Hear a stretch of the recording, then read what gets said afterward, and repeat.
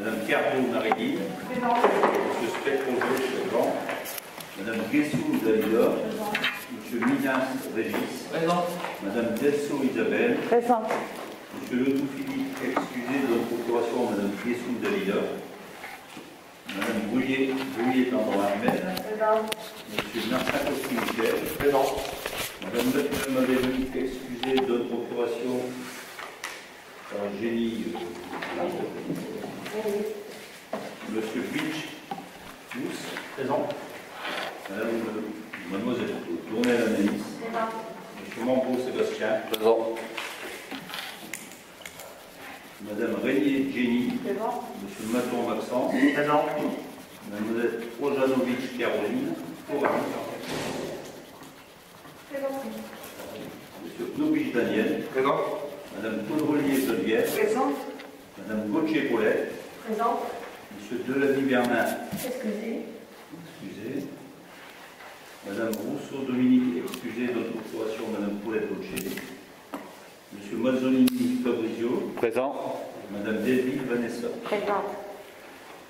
Pour le conseil municipal, nous avons désigné un secrétaire de séance. Je propose Nicolas sur okay. S'il y a des gens éventuellement dans l'opposition, Madame Gauthier ou Fabrizio ou Vanessa, si sur les prochaines réunions du conseil municipal vous êtes éventuellement intéressés également pour être secrétaire de séance, sachez que vous aurez la priorité pour les prochaines sessions. Alors, approbation des procès-verbaux des 2 dernières réunions précédentes. Souvenez-vous, on avait décidé d'avoir des procès-verbaux qui se rapprochent le plus des débats pour reconsidérer les débats dans l'intégralité. Donc c'est pour ça que ça avait mis quand même un gros paquet de temps. Donc vous avez en annexe numéro 1 le procès-verbal de la réunion du 28 juillet et également le procès-verbal du 10 août.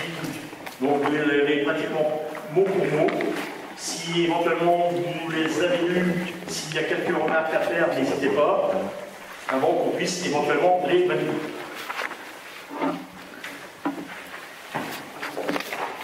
Pas de remarques particulières. Qui est contre? Qui s'abstient? Merci.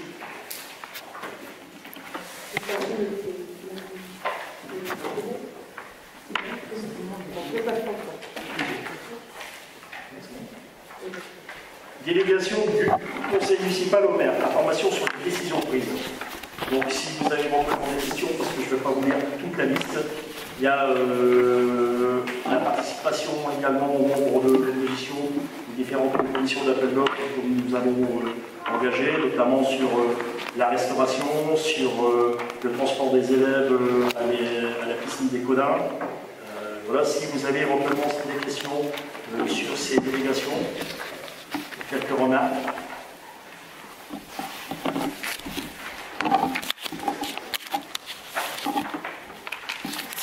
Merci. Adoption du règlement intérieur du conseil municipal. Je vais vous voir un règlement intérieur du conseil municipal en annexe 4. On a travaillé. Si éventuellement vous avez également des questions sur le sujet, n'hésitez pas à me faire les remarques. J'avais juste une petite remarque, une question, c'était concernant les... il y a plusieurs endroits où on parle des documents qui peuvent être portés à la connaissance des conseillers municipaux. Il y a marqué durant les 5 jours précédant la séance uniquement. Donc pour l'accès au dossier d'une manière générale, pourquoi le limiter à 5 jours avant? Ce que la loi impose en général. C'est un minimum, mais... C'est pas être modulable, hein, ça ne pose pas forcément de problème.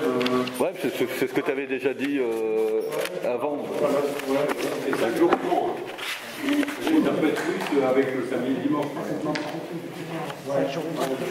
Ouais, mais... Par contre, il faudra faire la demande de parité et autorisation. pour qu'on puisse l'appuyer et il n'y aura pas de souci à ce qu'on puisse... Pour faire la demande pour les documents ou bien pour modifier cette partie-là? Après, enfin bon, après c'est ce qui a été dit. Tu l'as déjà dit à plusieurs reprises qu'on avait accès aux documents. Après, voilà.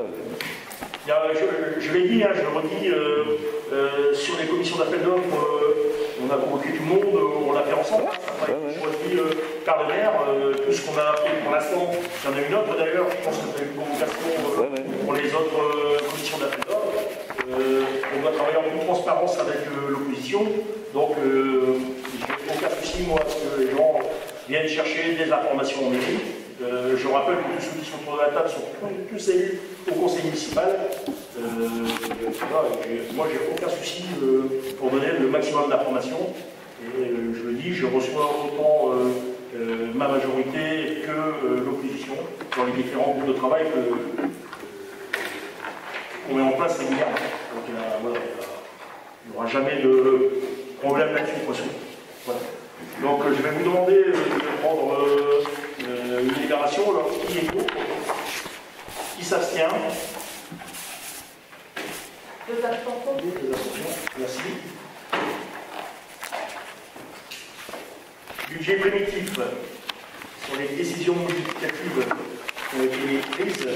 Donc, c'est suite à l'inscription d'une provision pour risque en charge d'un montant de 58 000 € sur le litige opposant la ville à un agent de la commune pour une affaire pendant du tribunal administratif de Lille. En l'occurrence, si mes souvenirs sont bons, c'est toujours l'affaire de Mme Sarrazin qui est toujours en cours. Aux dernières nouvelles, on a eu des informations plutôt bonnes que logiquement, on attend la notification définitive et on a gagné au tribunal pratiquement. Et on a été quand même obligé de garder cette somme-là qui était allouée pour savoir si on est obligé éventuellement de payer cette somme-là au cas où on aurait perdu le procès. Voilà, donc... c'est un transfert en fait d'une opération d'ordre. C'est le percepteur qui nous a demandé de les mettre en opération réelle. Donc c'est la même écriture, si vous voulez, mais qui change de place. J'espère que l'année prochaine, on pourra l'annuler. J'espère. Donc, également, on a abandonné, alors c'est pas à l'ordre du jour, mais on a abandonné les procédures en cours qu'il y avait entre la mairie et Mme Duquesne Raymond de la liste de notre ville à Montoux. Et également sur l'affaire Sandra Duquesne, notre directrice du centre social, qui a repris, comment je dirais, toutes ses responsabilités, parce que ça nous a coûté quand même très cher. J'ai ici l'argent déjà dépensé, évidemment, en ce qui concerne, on est à 13 148 €. Non, pardon, 13 148 €, et l'affaire Mme Duquesne Raymond est à 9 056 €. Donc, pour toutes les affaires engagées, ça nous coûte quand même beaucoup d'argent. Finalement, pour rien, parce que de toute façon, il était hors de question que nous, on ne met pas Sandra dans l'organigramme tel qu'il était acté au départ. L'ensemble tout au moins du conseil municipal, peut-être pas vous, Madame Gauthier, mais l'ensemble du conseil municipal alloue à Sandra Duquesne des qualités intrinsèques de bonne directrice et de bonne gestionnaire du centre social. Voilà. Donc, on a eu les notifications.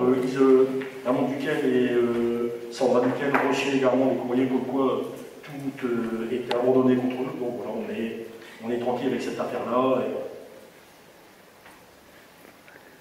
Donc, sur la décision modificative, qui est contre?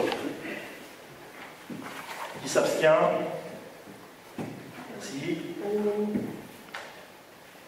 Versement de la prime exceptionnelle dans le cadre de l'état d'urgence sanitaire pour faire face à l'épidémie de Covid. Donc, alors, l'ancienne municipalité avait mis en place une prime exceptionnelle qui était plafonnée à 1 000 € exonérés d'impôts. Donc, on a dit que derrière, nous, on assumait également l'héritage. Donc, derrière, M. Passer a refait le calcul de la manière dont on allait verser la prime. J'en avais déjà parlé à ceux qui m'avaient posé la question, notamment ceux d'opposition, qui m'ont demandé comment on allait distribuer cette prime. Alors, on a calculé le nombre de jours, on a divisé 1000 € par le nombre de jours travaillés pour définir une somme. C'était plus que ça. En fait, il y avait plus en détail une provision de 8 000 € qui avait été prise dès le départ. Donc on n'a pas voulu retirer cette somme. Hein. On avait dit qu'on respectait les engagements qui avaient été pris par la précédente municipalité, surtout en ce qui concerne le personnel. Donc, alors il a été bien difficile quand même de retracer un petit peu tout ce qui s'était passé pendant la période de confinement. Bon, pour finir, on a à peu près réussi en fait à savoir qui avait travaillé et qui n'avait pas travaillé. Donc, en gros, si vous voulez, il y a donc alors cette aide a déjà été votée pour le personnel du CCAS il y a quelques jours. Pour la commune, donc il y a 27 personnes qui sont concernées, ce qui représente 361 jours et demi de travail. Pour une somme de 8 314,50. Donc l'aide tourne aux environs de 300 € par personne, mais il y a quand même des différences, ça va de plus de 500 € jusqu'à 150 € environ. Donc voilà. Alors ça sera payé, pas ici en octobre, parce qu'il est déjà trop tard, les salaires sont déjà faits, ça sera payé avec la paye du mois de novembre. Si vous êtes d'accord. Alors, est-ce qu'il y a des questions là-dessus? Alors, on va passer au vote. Alors, qui est contre? Qui s'abstient? Donc, à l'unanimité. Alors, 7, pour ce permis de conduire. Campagne du plan État. Donc, ce qu'on appelle la bourse au permis aujourd'hui, une action qui s'appuie. Formation emploi et permettra de financer une activité du permis de conduire pour 24 personnes à l'île. Ici, bien sûr, des quartiers privés, des quartiers prioritaires de la ville. Donc, les bénéficiaires pourront prétendre à une aide financière de 500 €. Donc, on avait le choix, si on pouvait faire 12 fois 1000 € ou 24 fois 500 €. On a décidé de faire 24 fois pour élargir le panel, pour que ce soit beaucoup plus large. Le coût d'action est estimé à 14 050 €. Vous avez vu également qu'il y a l'État qui participe très largement à hauteur de 11 240 € et la ville, elle, fera le complément pour 2 810 €. On a une bonne nouvelle aujourd'hui. Ça a été acté, c'est validé, donc on va toucher la subvention en plus derrière. Donc voilà, je vais vous demander de prendre une délibération là-dessus. Si éventuellement il y a des débats. Pourquoi on n'a pas intégré le bourg? Enfin, je parle plutôt du Prénacu. Je sais bien que ce n'est pas quartier prioritaire. Alors, j'ai la réponse d'un côté, il y a des gens du bourg qui pourront y participer. On a demandé au délégué du sous-préfet, comme le bourg, c'est ce qu'on appelle la rue, la place Clément, la rue Michel, toute cette partie-là, et ce qu'on appelle un quartier en veille, il n'est pas retenu en quartier prioritaire. Je sais. Donc comme il n'est pas retenu en quartier prioritaire, on n'aura pas la possibilité, donc les services de la préfecture nous ont quand même donné l'autorisation éventuellement aussi de faire participer les gens qui, derrière, ceux qui habitent ces quartiers, pourront être également éligibles à la bourse permis. Voilà. Mais en priorité, c'est une entorse que l'on fait, mais au départ, les critères sont stricts, c'est uniquement les quartiers occupés. Quand est-ce qu'ils seront éligibles? C'est pas nous qui prenons les décisions, hein, c'est les services de l'État, c'est, comment je dirais, monsieur Eder. Quand est-ce qu'ils seront éligibles? Pour l'instant, ils ne sont pas encore dans le zonage pour pouvoir y être. Parce qu'en fait, pour être en QPV, il faut avoir un quartier de plus de 1000 personnes. Et dans ce quartier-là, il y a moins de 1000 personnes, donc systématiquement ils ne pourront pas passer en QPV. C'est uniquement pour ça. Donc les quartiers QPV sont des quartiers sociaux de plus de 1000 personnes. Là, on est sur un quartier social avec moins de 1000 personnes, donc systématiquement, ils sont considérés en veille et pas en QPV. Uniquement, voilà, c'est uniquement pour ça. Bah oui, c'est bien, mais bon... Et ça, c'est ça, c'est pas un choix, je dirais, de la municipalité. Nous, à la limite, moi, je dirais également que, des fois, voilà, ce serait pour tous les Manisiens, parce que Il y a aussi des Manisiens qui restent au bourg et qui sont aussi dans des situations très difficiles. Mais malheureusement, ils n'habitent pas au bon endroit. Nous, on a toujours fait, et vous l'avez fait également avec vos équipes à l'époque, on a toujours réussi à faire des entorses pour ces gens-là. Si on peut les aider, on va le faire. Voilà, on va voir un petit peu les personnes qui vont s'inscrire dans le dispositif, et à partir de là, on prendra les décisions, qu'il faut, pour dire qu'on puisse élargir le panel au maximum. Mais voilà, la règle, elle est là, c'est QPV, plus de 1000 habitants, envahi moins de 1000 habitants, quartier prioritaire. Ouais. C'est pas de notre... C'est déjà bien qu'on a réussi à aller chercher cette somme-là. Je sais très bien, mais je pense qu'on pourrait le faire à la geste en Méreux, quoi. Mais c'est pas nous, Mme Gauthier, qui décidons. Vous savez bien, c'est pas... C'est le dispositif État qui est en place. Là, on dit c'est tout pour les citer, rien pour... C'est le dispositif État qui le met en place, c'est pas...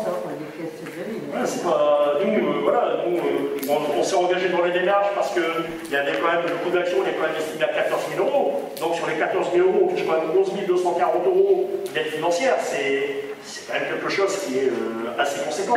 Je vais même donner un autre exemple pour le recrutement des adultes relais. Vous le savez très bien, vous en avez recruté un pendant votre mandature. Les adultes relais qui ont été recrutés sont obligatoirement obligés d'habiter dans les quartiers QPV. C'est obligatoire, c'est comme ça, c'est la règle. Donc, les critères, c'est pas moi qui les définis. Moi, si je les définirais, je les déterminerais au maximum de la population. Malheureusement, c'est décidé comme ça. Ça, c'est, je dirais, vraiment...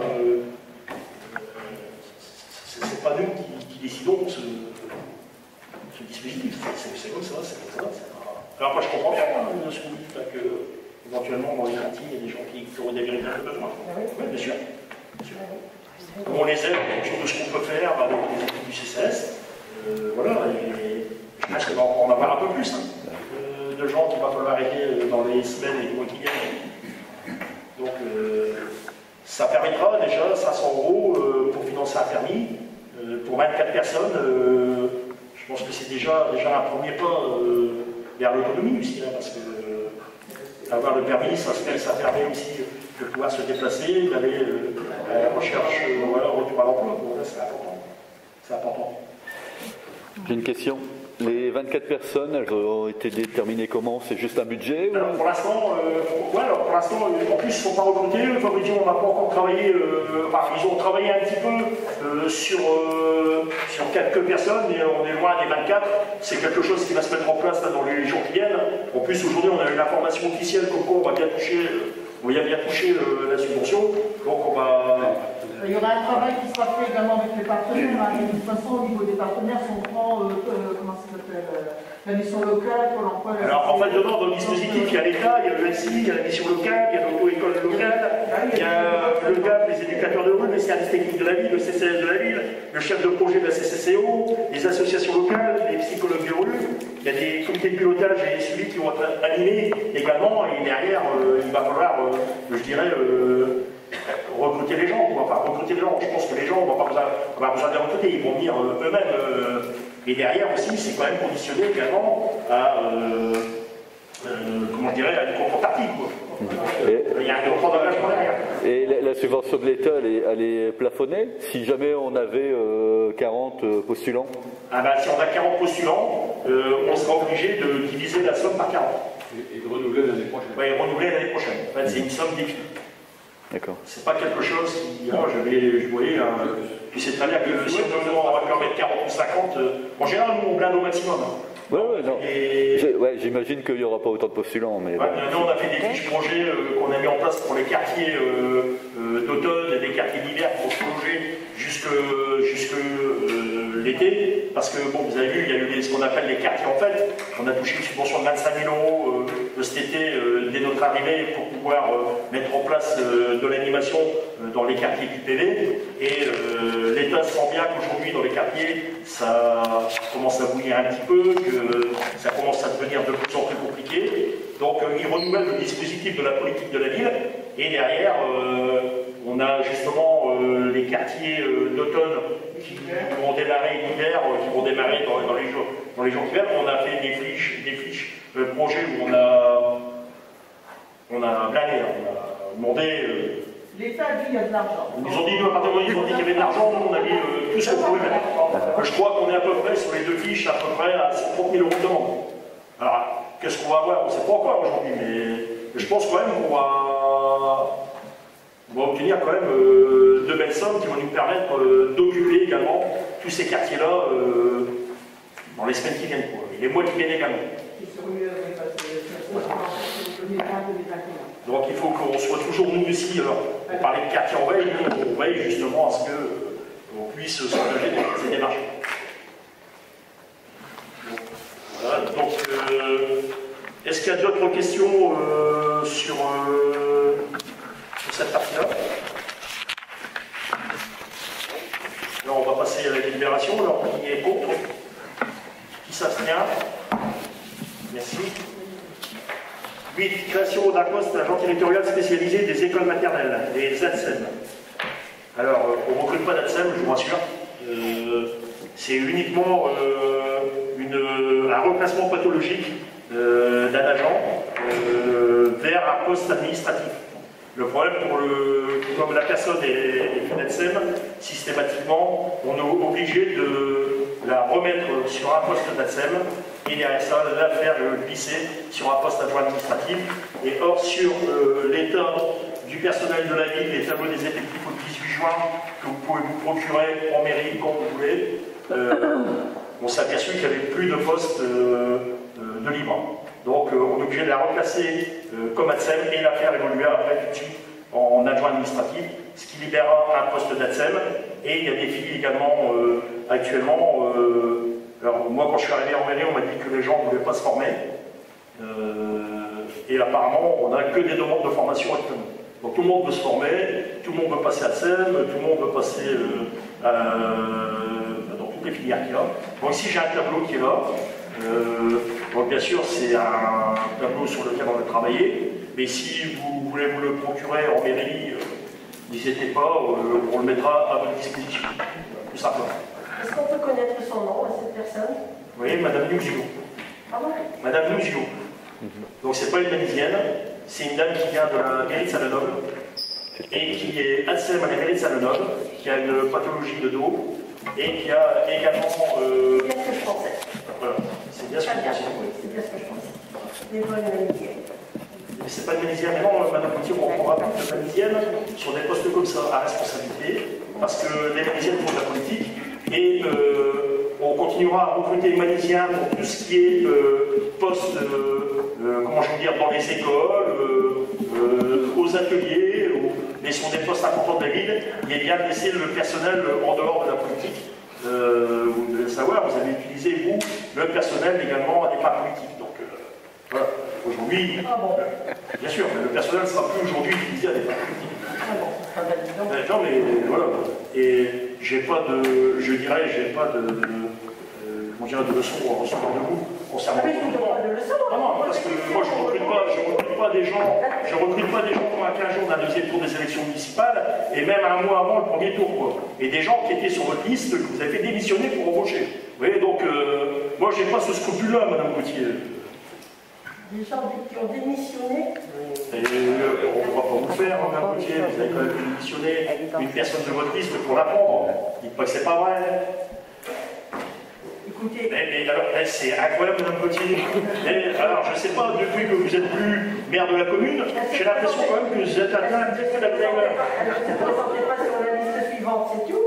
Ah bon? Elle ne se présentait pas sur la liste suivante, mais au moment où on l'avait recrutée, elle était toujours conseillère municipale, à ce qui me semble. Et sur le premier tract de campagne, elle était quand même bien dessus, en photo. Vous vous rappelez? Ah oui. C'est incroyable. J'ai une très bonne illusionniste, Mme Gauthier.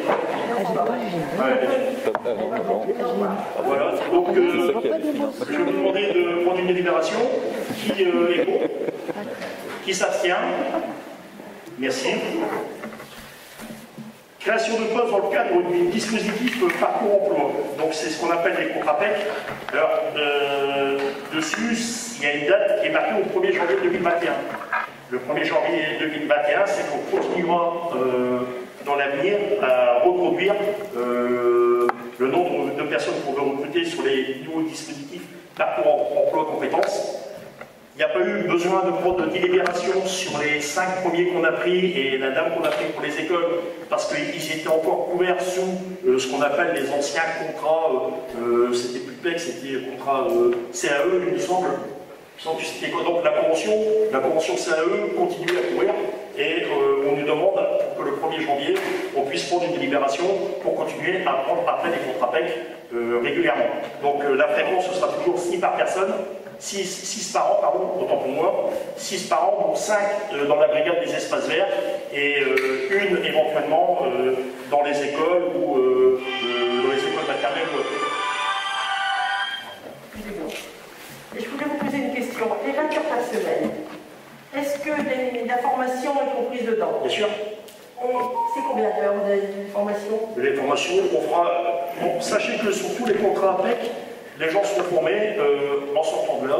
On va leur faire une formation qui va leur permettre éventuellement de reprendre un parcours. Vous ne répondez pas à ma question. Je vous demande combien d'heures ça prend une formation. Là, on verra quel type de formation. 20 heures semaine. Dans ces 20 heures semaine, vous avez quand même autant d'heures pour la formation. Oui. Et également aussi pour l'accompagnement. Donc il reste combien d'heures pour travailler pour la... On va travailler avec les services de Pôle emploi. C'est eux aussi qui vont nous aider à les former. Derrière, c'est que c'est bizarre, vous êtes quand même incroyable parce que vous avez fait des contrats au CAE et compagnie, ils n'ont jamais fait de formation. Nous, on va les envoyer en formation, on va leur proposer des formations, on va leur préparer également un retour éventuellement vers l'emploi. Et ça ne va pas dire si je réponds à votre question, je ne peux pas vous donner de nombre d'heures de formation qui sont prévues parce que je ne le connais pas aujourd'hui. Maintenant, si quelqu'un veut faire une formation qui éventuellement lui permet de retrouver dans l'avenir un emploi et qu'il faut qu'il mette 30 heures, mais il mettra 30 heures, il n'y a pas de problème. L'objectif, j'ai jamais envie de vous dire que s'il passe 6 mois de son stage en formation, mais tant mieux. Parce que ça veut dire que quand il sortira du dispositif PEC, il aura une formation qui lui permettra de repartir sur un retour à l'emploi. Vous voyez? C'est ça je ne comprends pas votre question. Mais si. Combien d'heures de formation par semaine? Vous ne pouvez pas le définir. Chacun son métier. Ils viennent de commencer ici au 1er octobre, donc les heures de formation vont être prévues dans la formation qu'ils vont voir. Je ne sais pas, je dis n'importe quoi, si demain vous voulez avoir une formation de peintre, par exemple, au bâtiment, on se rapprochera, on verra combien d'heures de formation il faut pour faire un peintre au bâtiment. Mais à partir de là, on le mettra en formation. La réponse, elle me semble claire. Voilà, c'est... On n'a pas d'heure définie. Il n'y a pas d'heure définie dans la formation. Elles sont définies par rapport à la formation de la Chacun son niveau de compétence. Avec un moniteur, en fonction de ses compétences, il travaille quand même. Tu peux faire auxiliaire ambulancier, ce sera 15 jours de formation et sortira avec un diplôme. Voilà, vous avez la réponse. Vous avez 15 jours de formation. Et les formations, selon la formation que vous voulez faire, selon votre niveau de compétence, parce que déjà la première chose qu'on va faire, c'est qu'on va refaire une remise à niveau des compétences. Ils vont être suivis par M. Signy, qui a repris le volet social, comment je dirais, le volet insertion de la ville.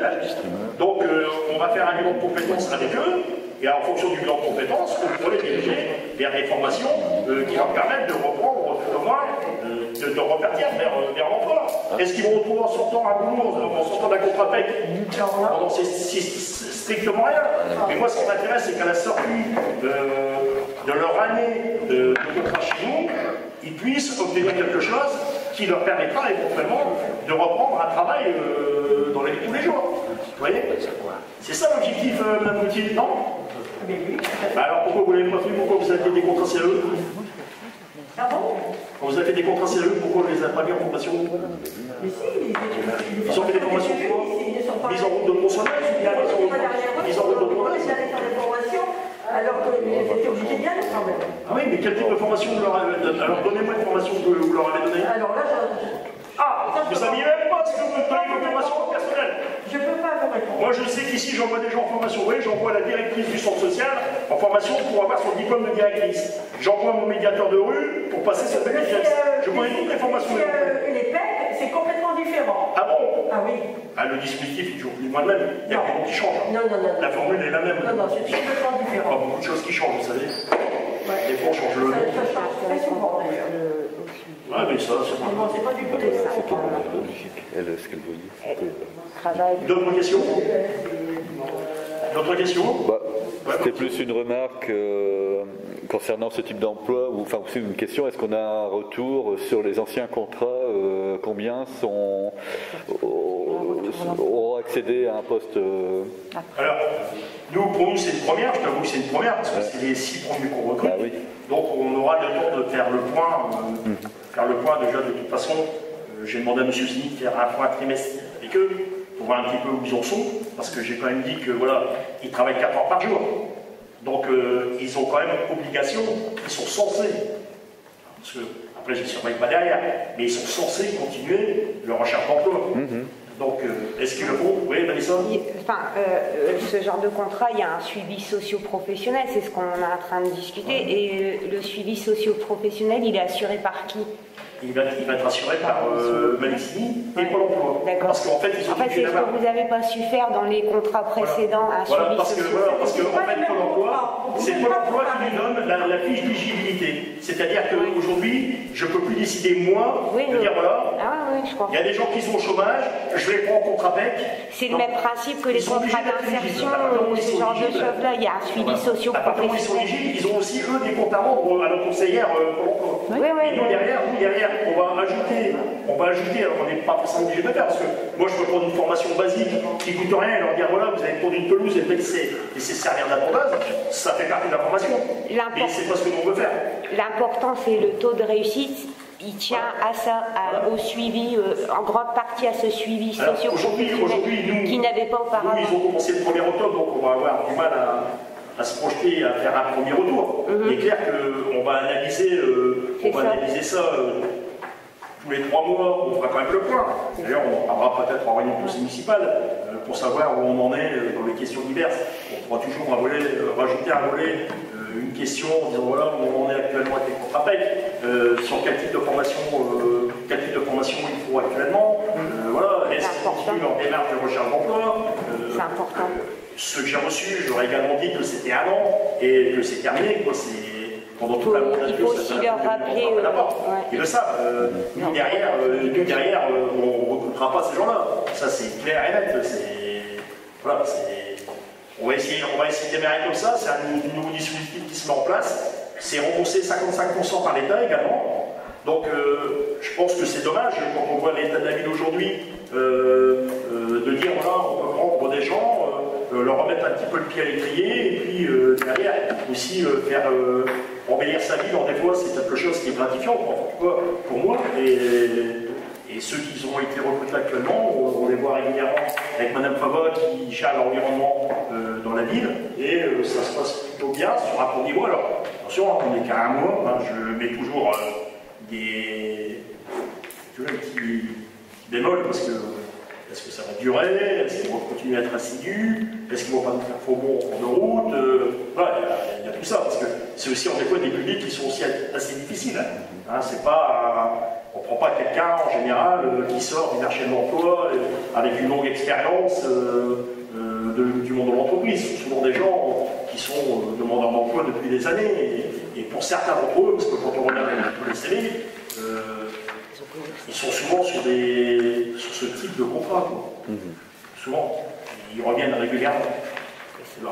Là, on aidera comme on peut aider, mais après, derrière, on ne fait pas de miracle. Vous savez, actuellement, je crois qu'on doit être arrivé à plus d'une centaine de demandes. Quand même, actuellement, je dois avoir, je ne sais plus combien de CV en attente, dans tous les domaines. Donc, sur des emplois PEC, mais également sur d'autres emplois. Il y a un marché énorme, mais que des Malisiens. Moi, je vais vous donner des exemples au niveau du CCS. Je tombe sur un gamin de 20 ans cette semaine. qui vient avec un téléphone dernière génération, qui attend dans la salle d'attente, et puis je lui dis, qu'est-ce que tu vas faire? Il dit, je vais actualiser mes droits au chômage. Je dis, si tu sais que tu peux actualiser tes droits au chômage avec ton téléphone, tu peux le faire tout de suite. Ouais, mais je préfère que c'est Marie-Paul qui me le fait. 20 ans. Donc ça, c'est un gamin que je risque de voir dans les semaines ou les mois à venir, me demander éventuellement de faire ce type de contrat. Mais par contre, on a un camion pour emploi qui est là pratiquement 3 fois par semaine sur le parking du centre social, et il n'y a personne qui y va. Personne. Donc il y a un gros travail social à refaire, et d'où le recrutement d'un deuxième adulte relais qu'on a pris, et un troisième également qui ne devrait pas tarder à arriver, parce que c'est pareil, les adultes relais sont financés à 80% par l'État, donc nous on paye que 20%, et derrière il faut refaire tout ce travail social. Et Dieu sait qu'on a du boulot. Et je l'ai encore appris à mes dépens hier soir, et là on n'était pas sur un quartier QPV, Madame Gauthier, on était dans la rue Jules Catard, et un drame à l'intérieur d'un logement où je suis intervenu avec M. Knopisch, un logement dans un état d'insalubrité que vous ne pouvez pas imaginer. Donc le travail social, là je vous rejoins, on me dit que voilà, le bourg n'est pas en quartier prioritaire, mais le bourg a des gros problèmes également. Mais bien sûr qu'il y a beaucoup de problèmes. Non, mais voilà. Et vous voyez, on est d'accord. Mais bien sûr, je suis d'accord avec vous. Voilà. Vous avez du contraire. Donc, encore des questions sur cette délibération? Alors, qui est contre? Qui s'abstient? Alors, s'il y avait une convention financière pour la cession de biens immobiliers, donc là, c'est à vous, Madame Gauthier, ça, c'est à l'époque, vous avez racheté un bungalow au Ciabel de 145 mètres. Pardon? On était sur le pas de l'acheter. On l'avait réservé. Nous, on l'a fait. Ouais, on l'achète, 3 780 €, c'est ça? Vous pensez l'installer où? Au stade Germinal. D'accord. Parce que le stade Germinal fera l'objet d'une rénovation dans le cadre de l'ERBM, dans le cadre de l'appel de Méchant Projet. Donc, on va le mettre. Jacques est allé voir, il me semble. Tu as défini l'emplacement exact, normalement? Parce qu'on n'avait pas arrêté l'emplacement. L'emplacement des anciens vestiaires. D'accord. Ouais, les anciens vestiaires. Donc maintenant, il va falloir qu'on chiffre un petit peu parce que c'est M. Olzowski, l'adjoint, je ne comprends pas un petit peu, Jeanne d'ailleurs. Ah oui, déjà il y a des montages, il va falloir faire démonter. Le transport, il y a 5 bungalows, sur 235 mètres carrés, il y a les côtés à refermer parce que c'était un ensemble de bungalows énorme et chaque commune de l'arrondissement a pris une partie, donc il y a des cloisons qui manquent. Et après, il va falloir mettre sur, préparer le terrain, mettre sur des plots, acheminer l'eau, l'électricité, et bien sûr, remonter. Déjà, Si tu mets au vestiaire, il y a déjà l'eau. oui, l'eau, l'électricité, on en fera, mais... Après, il faut brancher, bien sûr. Il faut brancher, il faut l'acheminer jusqu'en dessous du bungalow, à l'endroit où on peut mettre l'eau. Donc, il y a beaucoup de travail à faire. C'est vrai que le bungalow... Vous ne pas les dégradations? Il ne fait rien, ne risque rien. Hein. De toute façon, on va tout dégager à cet endroit-là. On va nettoyer tout ce qu'il y a comme arbustes et compagnie, on va bien le mettre en vue. Et quand on va l'installer, on va le sécuriser tout de suite. Hein. Ça c'est clair. De toute façon, on va sécuriser, on va remplacer également les plaques qui ont été cassées à côté du compteur. On va resécuriser le stade pour qu'éventuellement ça puisse plus se reproduire. Parce que de toute façon, dans le cadre de l'ERBM et l'appel à projet, on va également y mettre un chantier d'insertion pour reconstruire des vestiaires. Donc j'ai reçu le centre de formation de Auberchicourt, Madame Dehoux et M. Touchamy pour voir comment on peut mettre en place le projet. Donc voilà, le terrain par lui-même ne pose pas trop de problèmes parce que le terrain, il suffit de, comment je dirais, de le retourner comme il faut, retravailler un petit peu la pelouse et on ne refait pas un stade. Il y a uniquement, c'est surtout, je dirais, les à côté qu'il faut remettre en place. Donc voilà. Voilà. Et derrière aussi, il y aura dans le cadre du projet RBM, et là Régis pourra en parler parce qu'il suit le dossier de près, notre adjoint à l'urbanisme, avec la fameuse trame verte qui passera également dans le stade. Donc il y aura un chemin qui va passer dans le stade pour relier le fond du Champ-Fleury jusqu'au chemin des Galibots en passant par la résidence Agile. Donc il y aura toute une trame comme ça qui va se mettre en place. Donc voilà, on a un beau projet sur cette partie-là, qui sera également partagé en interco, qui nous permettra aussi d'avoir une subvention Pradet, parce que vous savez qu'on n'était pas éligible à la subvention Pradet pour le Caligo, vous savez. Non, je ne sais pas. Et Je sais qu'on a fait la demande, mais je ne connaissais ouais, pas. en fait, on a fait la demande, mais en fait, c'était pas un outil interco. Donc à partir du moment où il ne desservait pas l'intercommunalité, systématiquement, vous avez monté un dossier en y mettant des adresses de personnes qui jouent au foot, par exemple, à Manille, mais qui habitent à Auberchicourt ou autre, mais c'est pas, je dirais, un projet partagé. Donc systématiquement, il n'y a pas éligible. Donc heureusement qu'on n'avait pas le budget, parce que c'était quand même 280 € à la station. Donc ça nous aurait peut-être handicapé à un moment ou à un autre. Donc par contre, pour avoir rencontré M. Boissel, il me semble que c'est M. Boissel, Nicolas Boissel de la région, on lui a expliqué un petit peu le projet, avec la fameuse trame verte pour le faire passer à travers. Il a dit, M. Fontaine, là c'est éligible tout de suite. Parce que c'est dans l'air du temps. Donc on aura certainement de belles enveloppes budgétaires également à aller chercher pour ce projet. Donc, pour dire ce que je disais tout à l'heure, pour revenir au Magalo. Donc le Magalo, le transport qu'on voit exceptionnel. La grue louée pour les déplacer. Alors le démontage là-bas, le remontage chez nous. Je pense que ça va être un budget quand même qui va être assez conséquent. On attend là justement les devis parce qu'on a pris contact avec une entreprise de transport qui pourrait nous donner un devis. Et puis également une personne, une société qui peut réaménager après le Magalo proposé. Soit par exemple, il faut aussi demander aux entreprises d'accueil et aux ateliers. Je pense qu'il y a 2-3 jours, vous pouvez monter, tout répertorier et tout remonter. Je pense que c'est plutôt des professionnels qui doivent s'engager dans la démarche. Quelle sera l'utilisation de ces magalos? Ce sera le clubhouse. En fait, au niveau du stade germinal, il n'y a plus rien. Il n'y a plus de VCA, il n'y a plus de clubhouse. Donc on va remettre en service le stade. On va lui redonner sa mission principale. Ça nous permettra d'avoir un bon clubhouse qui nous coûtera quand même beaucoup moins cher que si on ferait en dur. Et par expérience balistique, parce qu'on va souvent reprocher d'être un coûteux, pour avoir tourné dans pas mal de stades, notamment aussi dans le secteur. Vous avez un super Magalo qui est installé à Niche, c'est le clubhouse du Sporting Club d'Aniche. Vous avez également celui de Auberchicourt. Et tous ces clubhouse aujourd'hui sont faits dans des Magalos comme ça, qui sont assez spacieux et qui sont assez pratiques. En plus, nous, on sait qu'on connaît la longévité d'un bâtiment comme ça, parce qu'on en a un qui a plus de 20 ans actuellement, qui est toujours installé au Stade Robert et qui n'a pas vieilli, qui est toujours bien en place, celui de l'AS Vétéran, qui est nickel, qui ne bouge pas. Donc ce sont des produits qui vieillissent très bien. Et comme ils sont modulables, c'est parfait. Ils pourront éventuellement y ranger aussi une carrière, mettre une buvette, un espace dédié aux joueurs, une salle de réunion, ce genre de choses. Il faut être vigilant avec ce type de Magalo, c'est des passoires énergétiques. Oui, bien sûr. Donc ça, c'est... Bon, après, il y a des fois, on peut compléter l'isolation, hein. Des fois c'est rhabillé, mais bon, il faut le savoir, c'est pas du dur non plus, c'est pas du bâtiment massif. Ah, ouais, bien sûr. Bon, je pense que les anciens vestiaires qu'on avait et l'ancien clubhouse qui ont été rasés, c'était pire. C'était plus des passoires énergétiques. Je pense que c'était... Donc, dans tous les cas de figure, si on met un truc comme ça, je suis certain qu'on fera des économies d'énergie. C'est clair. Alors, qui est contre? Qui s'abstient?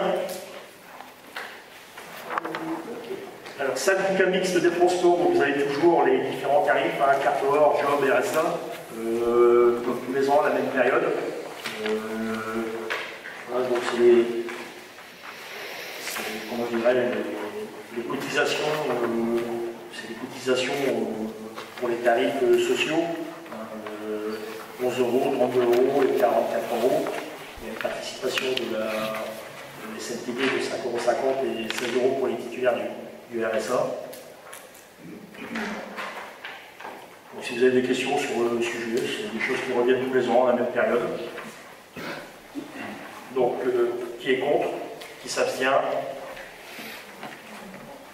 Alors, ici, on arrive au point 2.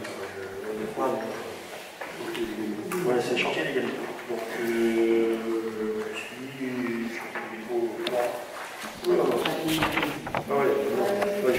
alors, convention cadre de partenariat pour la mise en œuvre d'un chantier d'insertion locature, centre des Gallimaux. Alors, le centre des Gallimaux, la phase 3 est attaquée, on est à l'étage, et derrière ça,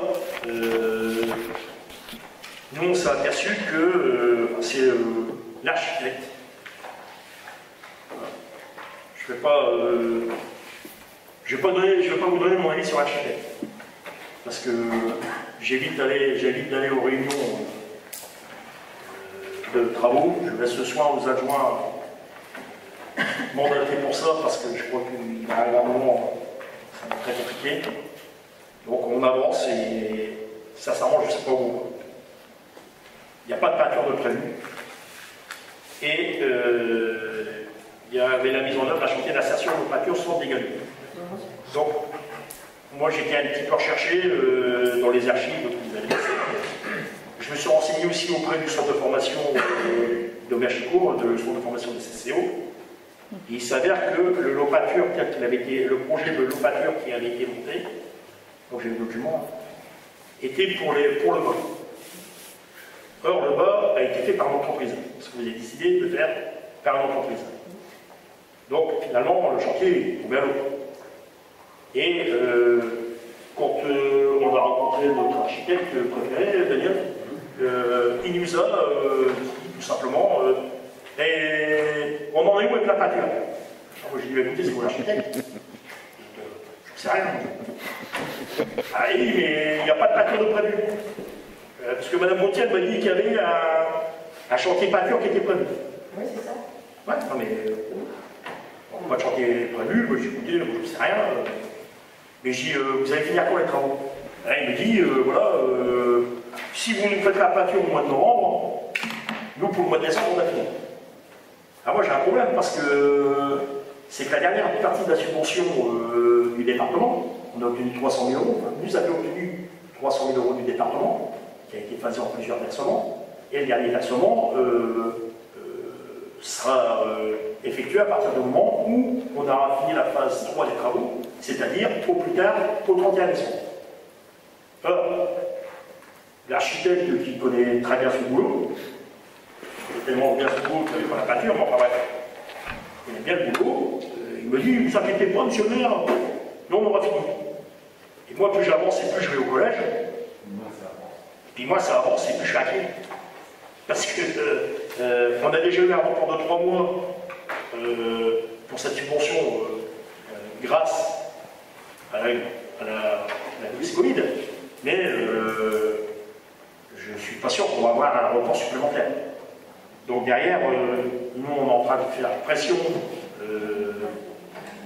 nous on leur donne un beaucoup de pression parce qu'il y aura de questions que c'est plus de 100 000 € qui ont été mis au budget. Hein.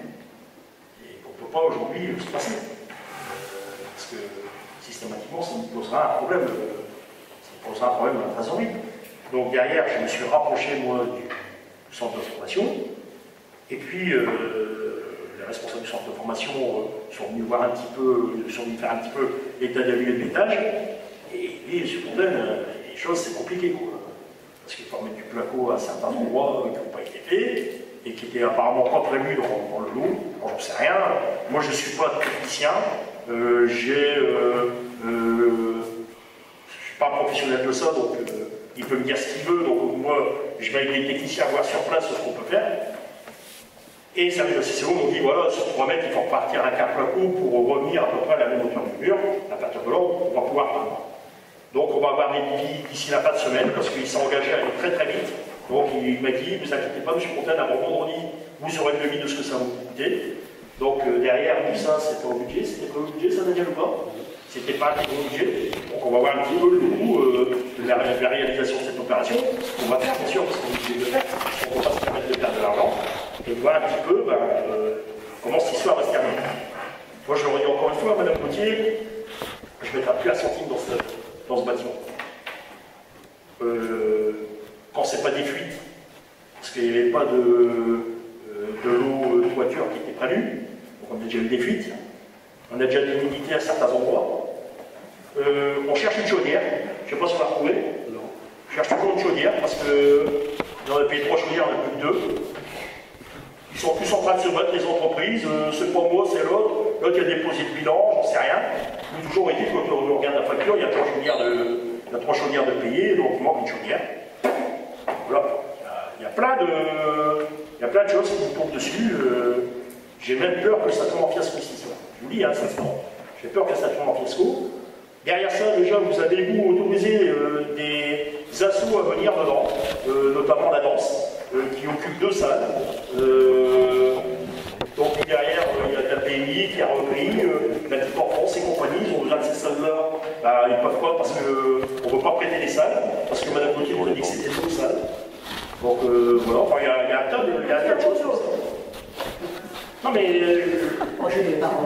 non mais ça parle à personne, Mme Gauthier, j'ai pas dit que vous l'aviez dit. Je vous dis ce qu'on me dit. Ouais, c'était votre projet, c'était votre cœur de ville, ce bâtiment-là. D'accord, parce que là, on est loin du cœur de ville. Hein. Là, c'est plutôt... Janice.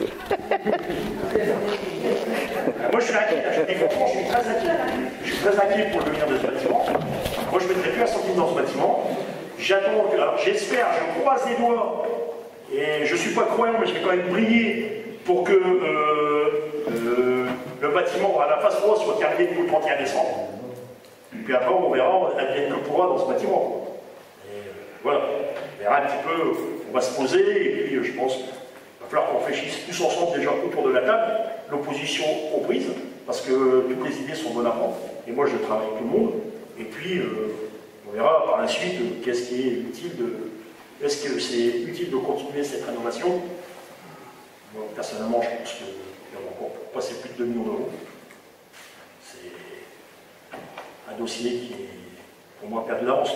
Nous, on utilisera les locaux en fonction, comment je dirais, de la rénovation de la phase 3, et puis après, voilà, terminé.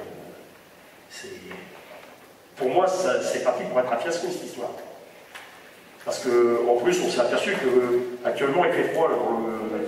Il n'y a pas de chauffage parce qu'on ne trouve plus les cales gaz, il manque des documents. Donc, on ne peut pas nous mettre au chauffage parce que les entreprises se battent. Moi, j'ai pas de cale gaz, donc je ne mets pas en route des chaudières. On a un ascenseur, on appuie dessus, pour l'instant, il ne va pas. Je ne sais pas pourquoi. C'est une décision, c'est-à-dire qu'on n'a pas voulu mettre en route l'ascenseur pour que les ouvriers qui montent ne puissent pas l'utiliser. On a essayé de l'utiliser quand même, mais il ne va pas fort.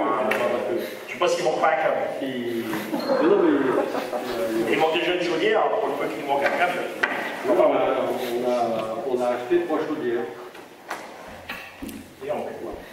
Et puis je ne sais pas où est passé. Ou la deuxième, je ne sais pas. Là, je sais pas. Bon, enfin bref, je vois qu'il n'y a pas de chauffage et vous pouvez y aller. Dans la chaufferie, il manque du matériel. Et là-bas, c'est un coupe-gorge. Donc, qu'on découvre au fur et à mesure que le long de la partie qui n'est pas rénové, tout est déjointé à l'extérieur. Je ne sais pas. On va réfléchir à tête reposée sur la suite de l'année. Terminons cette fameuse phase 3. Touchons notre argent du département. Et on aura, je pense, réussi quelque chose, une bonne chose.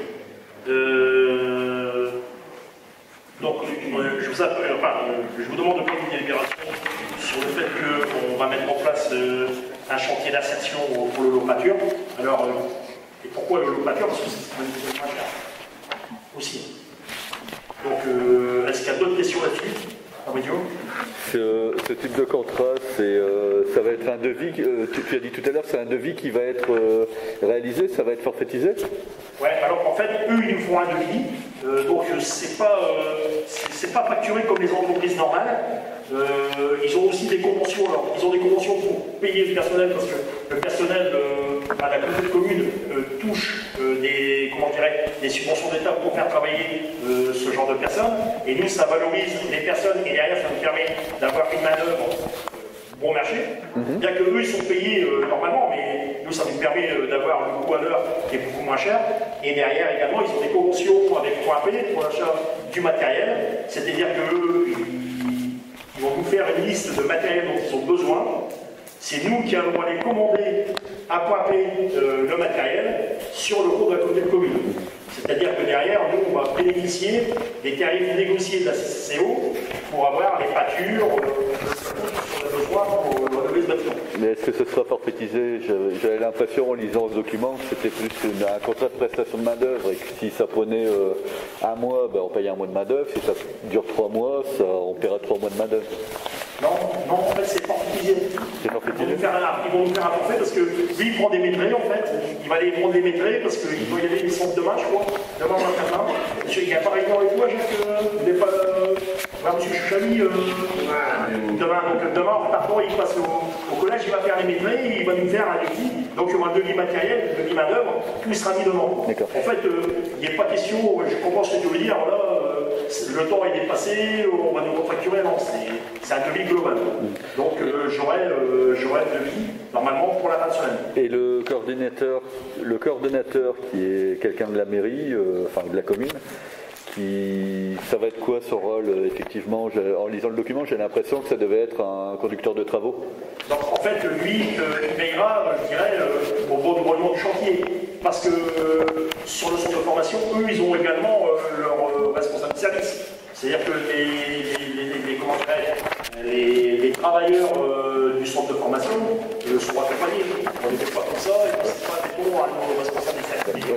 On va leur dire, voilà, tu ne passes pas là. Donc ils ont leur propre hiérarchie. Ils sont bien encadrés par du personnel de la TCO. Ils sont encadrés par les services, mais nous, on a besoin aussi d'avoir une personne de la ville qui peut faire le relais avec, comment je dirais, le responsable des salariés qui sont sur place. Donc voilà, on veut qu'il y ait quelqu'un aussi qui est là en permanence pour veiller au bon fonctionnement, quoi. Surtout. C'est ce qui est le plus important. Ok. Merci. D'autres questions? Alors, qui est pour? Qui s'abstient? Scott Udoesi, service énergie collectivité renouvellement. Donc ça c'est une convention qu'on a, comment je dirais, donc ça c'est service énergie, c'est pour la nouvelle période 2021-2023. Donc c'est une convention qui est signée régulièrement. Régis pourra peut-être nous en parler un petit peu. En fait, c'est dans le cadre des économies d'énergie. Je pense que vous aviez appris ça. C'est le SCOT qui fournit des prestations de services en économie d'énergie. Dans ce cadre-là, je pense qu'il y a eu les lampes qui ont été remplacées par des LED pour faire des économies globales au niveau de la ville. Mais ça apporte aussi d'autres choses sur les énergies, les économies d'énergie au niveau des chaudières, au niveau voilà, tous les fournisseurs d'énergie. Et donc le SCOT signe des conventions pour avoir des tarifs préférentiels et puis permettre ainsi de faire des économies à la ville. Il y a un exemple à Féchin, il faut gagner 50 000 € sur l'économie d'énergie en global liée aux compteurs électriques qui sont dans les salles communales, enfin dans tout ce qui est services communaux, et puis ça apporte de l'argent. Ils sont aussi là pour apporter des aides aussi en termes d'environnement, si on voudrait mettre des panneaux photovoltaïques et d'autres choses qui pourraient apporter des économies à la ville. Dans ce but, moi je fais une réunion avec cette dame pour voir un peu ce que nous on pourrait aménager. On a vu avec Daniel quelques projets qui pourraient être intéressants dans le cadre des écoles. Donc là c'est plus dans le cadre des chaudières, réaménagement des chaudières et tout. Donc on va la faire venir, on va avoir une réunion avec cette dame pour voir les sources d'économie qu'on pourrait faire au niveau de la ville vis-à-vis des différents chantiers qu'on voudrait mener. Ça concerne beaucoup des chaudières à condensation, mais aussi au niveau de la salle Jeanne Brel. J'avais déjà questionné Scott pour mettre des panneaux photovoltaïques sur la toiture de la salle Jeanne Brel, qui est classée dans le cadre de l'UNESCO, mais qui permet quand même des aménagements au niveau de ces bâtiments. Donc voilà. Alors le classement UNESCO, je rappelle, hein, c'est pas comme un classement bâtiment au bâtiment de France. C'est deux choses complètement différentes, parce qu'on a une problématique sur la toiture du foyer Jacques Brel qui est en amiante encore. Et il y a un logement qui a été construit juste à côté et le propriétaire se plaint régulièrement de poussière d'amiante dans la cour. Donc au départ je pensais que c'était comment je dirais, quelque chose fantaisiste, et puis effectivement, je me suis aperçu que, alors, je ne suis pas sûr que c'est l'amiante, mais c'est des mousses et toute la poussière qui se dégage de ces tôles, qui sont quand même bien usagées, parce qu'ils sont à l'origine de la création de la Saint-Jacques-Brel, et si je me souviens, la Saint-Jacques-Brel, c'était encore le pic à l'époque. Ça a été construit en 1948. Donc voilà. Donc ça fait plus de 70 ans. Alors, donc il va falloir quand même qu'on réfléchisse à refaire la toiture de cette salle, et si on refait une toiture, quel type de toiture on fait? Est-ce qu'on met des panneaux photovoltaïques? C'est dans l'air longtemps, mais il faudra faire une étude et voir si éventuellement on puisse éventuellement le rentabiliser. Il y a des pistes comme ça dessus. moi, ce qui m'intéresse surtout dans le SCOT, c'est le côté ingénierie, parce qu'effectivement, alors parallèlement à ça, je vous rappelle qu'il y a le plan de M. Macron, 100 milliards d'euros, dont une grosse partie est destinée à la rénovation, à la virage écologique, et notamment de l'énergie sur les bâtiments. Et là, moi je vois éventuellement des possibilités de salles, de certaines salles, mais surtout au niveau des écoles, il y a un projet soutenu par l'Académie ici de Lille, où il nous demande en fait un peu l'état de nos établissements scolaires et de ce qu'on peut faire pour améliorer la performance énergétique de ces bâtiments. Et on s'est aperçu qu'il y avait quand même pas mal de choses à faire dans les 3 écoles que nous avons. Donc c'est là où les gens du SCOT peuvent nous aider de manière très importante. Oui, en fait, ils accompagnent les projets d'innovation, de construction performante et développer les projets d'énergie renouvelable. Donc ils sont vraiment... ils ont une bonne connaissance sur ces sujets-là. Nous, on a des connaissances, mais somme toute assez basiques. Et eux vont quand même pouvoir approfondir les projets et puis nous apporter les aides qui seraient nécessaires et comment on pourrait les financer. Donc servir de support, de toute façon, c'est clair. Voilà. Donc, c'est leurs techniciens qui sont là pour nous aider à mettre en place le projet. Alors, étant donné que la convention se termine cette année, on devait voter pour reconduire ces périodes de 3 ans avec ces personnes-là, avec le SCOT, pour pouvoir continuer ce partenariat sur l'énergie.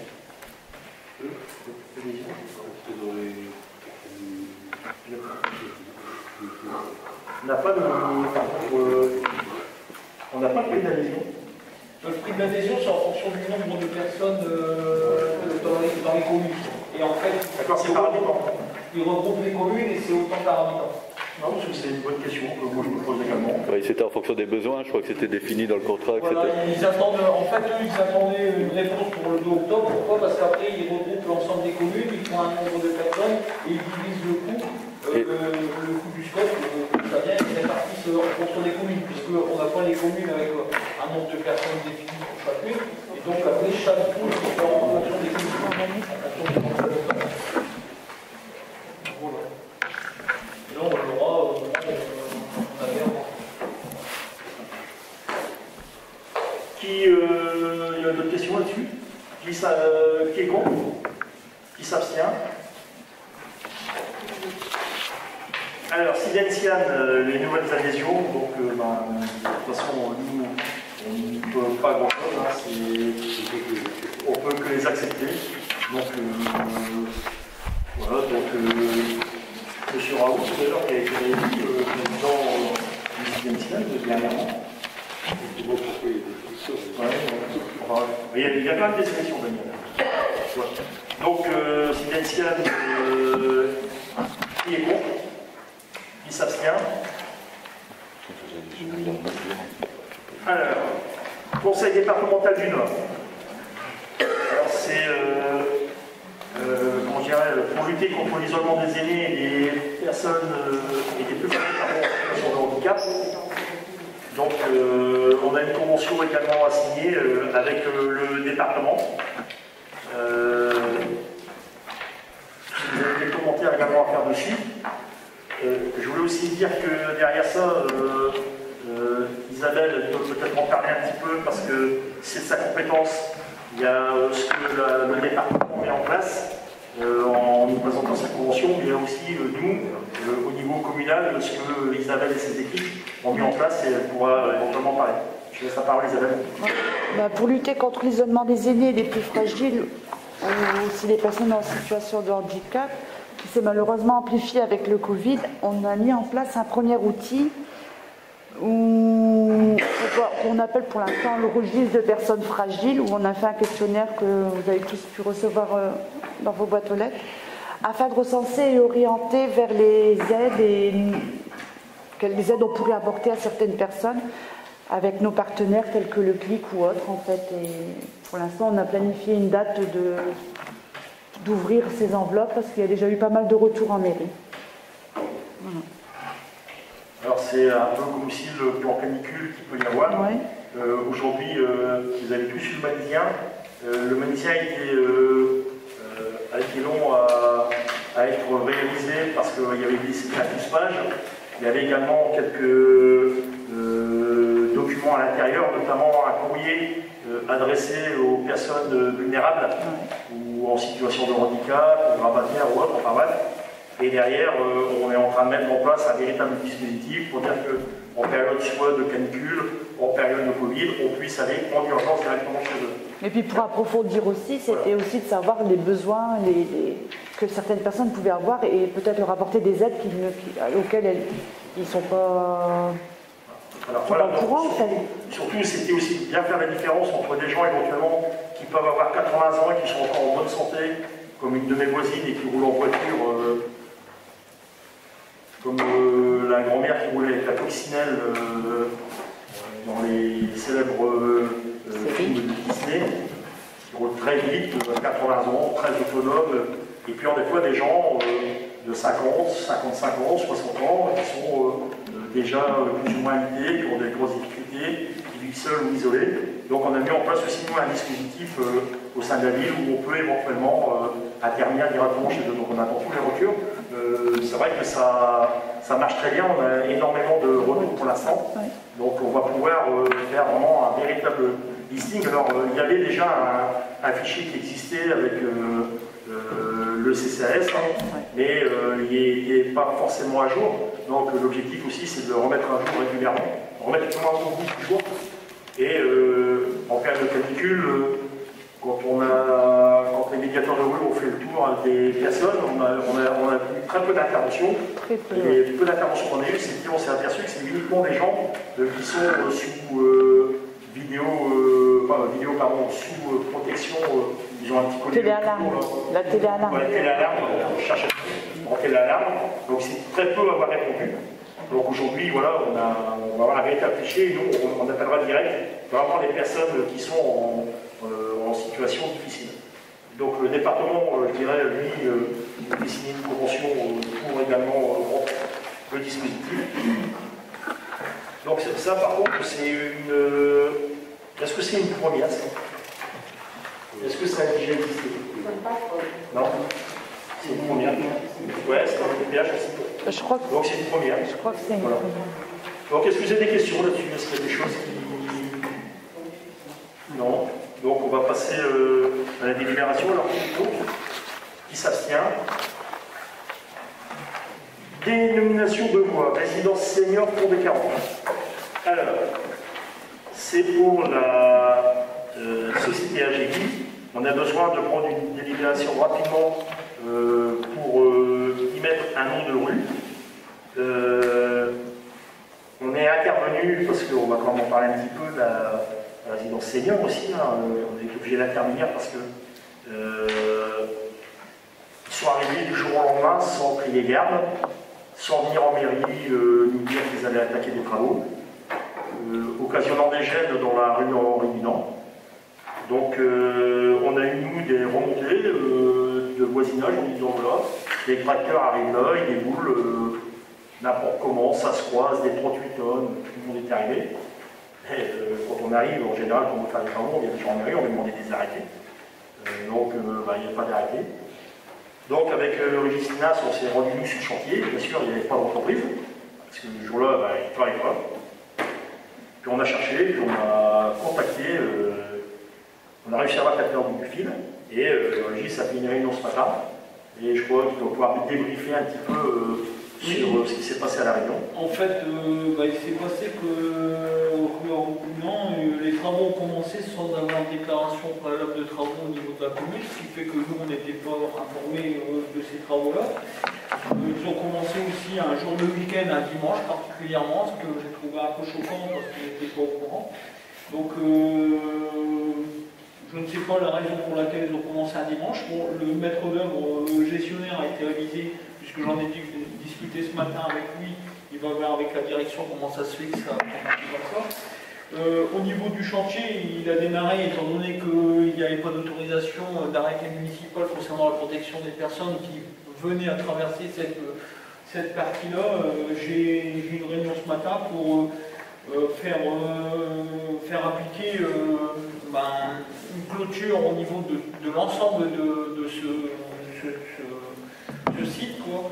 Donc AGV, on va clôturer avec des barrières RA, c'est ce que j'ai demandé à la société, qu'elles soient complètement clôturées, hormis le côté où il y a encore les cultures, là où on ne peut pas clôturer, mais au moins empêcher l'accès vraiment définitif des piétons, ce qui imposera bien sûr l'interdiction de passer sur le passage piéton et de la même via traverser les travaux, sachant qu'il y a des grues, enfin il y a pas mal de risques qui vont être occasionnés par rapport à ces travaux-là. Et donc les personnes elles vont être conviées à reprendre la route, soit la route nationale, et puis passer par ces chemins-là, ou alors la ligne verte, ou alors aller jusqu'à la rue Jules Mousseron pour pouvoir revenir à l'intérieur de la commune. On n'a pas d'autre solution. Il va y avoir un arrêté municipal qui va être établi et ça va être pour une durée de 1 an jusqu'au 15 octobre 2021. Sur le chantier, ils n'ont pas de coordinateur sécurité? Comment? Ils n'ont pas de coordinateur sécurité sur le chantier? Je l'ai rencontré ce matin, il a pris son service et il est en train de mettre en place tout le dispositif. J'ai demandé à ce que les vitesses des véhicules, tout ça, soient limitées à 30 km/h. Qu'il n'y ait pas de croisement entre les différents camions. Pourquoi? Parce que ça implique l'engagement au niveau des trottoirs et donc ça abîme les trottoirs. J'ai fait une constatation des trottoirs comme quoi ils ont été abîmés. On a aussi des vibrations qui ont créé des affaissements au niveau des maisons. Donc j'ai convié les personnes qui avaient été touchées par ces travaux de se rapprocher de leur assurance pour déclarer un sinistre. Hein. Donc là, il y a une partie privative et puis avec la société qui va être gérée via les assurances intermédiaires. Nous, on va voir de notre côté si on ne va pas faire un état avec l'huissier pour faire les constatations avant travaux. On va regarder, on va faire un état. En fait, il est déjà un peu tard parce qu'en général, quand un chantier se déroule normalement, on commence l'état des lieux avant même de mettre des clôtures, avant même de ramener le moindre matériel. Voilà. Mais ça, c'est, à mon sens, c'est pas à mon sens, je crois que c'est la loi, c'est la responsabilité première du maître d'ouvrage. Oui. Donc les entreprises, les voir, etc., c'est bien pour des situations d'urgence, etc. Mais je pense que la mise en demeure doit être faite au maître d'ouvrage. Et c'est sa responsabilité première. Qui lui doit faire respecter la sécurité vis-à-vis de ses ouvriers. C'est ce qu'il va lancer de cette là. Il nous a envoyé un mail tout à l'heure pour reprendre les dispositions qu'on avait prises ce matin et puis remettre un peu et recadrer ce chantier-là pour sécuriser. Ceux qui connaissent bien le secteur, vous avez ce qu'on appelle la petite voyelle qui avait été faite naturellement. Il y a toujours une petite voyelle naturelle, mais enfin moi j'ai toujours connu depuis que j'étais gamin, qui a été un petit peu à un moment recouverte, elle avait été rétrécie avec les arbustes, tout ça, mais le passage existe tout le temps, et historiquement les gamins qui reviennent du collège passent automatiquement là, et les gens qui partent à Intermarché faire leurs courses passent régulièrement à cet endroit-là. Le pire dans l'histoire, c'est qu'il y a des gens qui passaient là alors qu'ils étaient en train de bosser. Et pour en revenir à ce que tu disais, le responsable sécurité, moi je ne sais pas ce qu'il a foutu dans cette histoire. Donc il était plus que l'heure qu'on les recadre tout de suite. Peut-être qu'il n'était pas au courant, c'est pour ça que quand il y a une constatation de ce fait qui est faite par l'inspection du travail, la première chose qu'elle fait, c'est elle met en demeure le maître d'ouvrage. Qui lui est le seul responsable qui doit faire appliquer les règles de sécurité sur le chantier, vis-à-vis des ouvriers, mais aussi vis-à-vis des tiers. Alors, il y a eu même une période, j'ai eu une photo bien sûr de voisin qui me fait voir deux tracteurs, qui se croisent dans le cul-de-sac, Et ils sont tous les deux sur les trottoirs. Et ils longent, ils sont en ras des murs. Parce que deux gros tracteurs comme ça avec des bennes, ça prend plus de la largeur de la route. D'autant plus que la route. Donc on a dit on arrête là. Moi, si on n'avait pas d'accord ce matin, je n'étais pas au chantier. Je prenais. Il n'est pas hors de question qu'on continue comme ça. Apparemment, il semble vouloir rentrer dans le rang. On va voir un petit peu, on va faire tous les constats nécessaires. Et derrière, si ça ne se passe pas comme on veut, voilà, j'appliquerai le pouvoir de police et terminé. Moi, je ne vais pas prendre de risque. Est-ce qu'il y a eu du constat d'huissier? Normalement, l'entreprise doit le faire, non? Ah bah, des fois elle ne le fait pas, mais normalement oui. Dans tous les chantiers d'une certaine importance, on le fait. Et des travaux de VRD, de terrassement, etc., comme on utilise des gros engins, en général on le fait. Au coordinateur, j'ai demandé des documents, il va me les retourner pour voir où on en était au niveau de ce problème. Lui va se renseigner de son côté parce qu'il y a aussi les monuments historiques, ce qui est recherche au niveau des terrassements et tout, pour savoir si c'est archéologique. Et je pense que la raison pour laquelle je commence à apprendre, c'est peut-être aussi pour éviter d'être confronté aux sites archéologiques et puis d'avoir un arrêt de chantier. Aujourd'hui, ils sont arrivés du jour au lendemain comme ça, sans payer guerre. Et voilà. Je pense que pour les terrassements, pour les sites archéologiques, c'est défini déjà à l'avance. Oui, avec il y a une validation, ils doivent valider le permis. Voilà, c'est ça. Je pense qu'ils ont accepté, mais maintenant, moi j'ai un doute par rapport à ça. Mais tu as eu un contact avec le maître d'ouvrage? Oui, je l'ai eu ce matin. Je l'ai rencontré, je les ai appelés, puis on a eu rendez-vous ce matin, et on a regardé un peu tout ce qu'il y avait eu comme problème depuis l'ouverture du chantier. Voilà. Et c'est vrai que l'histoire des fouilles archéologiques, parce que nous, comme tu dis Daniel, je suis à l'oreille, mais c'est vrai que quand on a rencontré le gars de chez Nexity avec le lotissement qui est en train de se construire à côté du collège, il y a des symboles là-dedans, parce que les fouilles archéologiques, elles ont duré. Il y avait des mots, donc le mec a dit là, il espère qu'il va pouvoir se rattraper sur la deuxième phase, parce qu'il y a une deuxième phase qui est prévue derrière, il reste encore il y aura encore une partie constructible, donc il espère qu'il va pouvoir se refaire à cet endroit, parce que il a dit que c'est pas une bonne opération pour lui. C'est pas une raison pour mégoter sur la sécurité. On est d'accord. Donc on a priorisé les riverains parce que c'est pour revenir au fond du problème, donc il fallait trouver un nom de rue. S'il y avait des noms de rue, si vous aviez éventuellement des noms de rue, nous, on a travaillé sur un nom de rue, la rue des Cerises. Des Cerisiers. Voilà, la rue des Cerises, c'est Cerisier pour rue des Cerises. Alors, la rue des Cerisiers.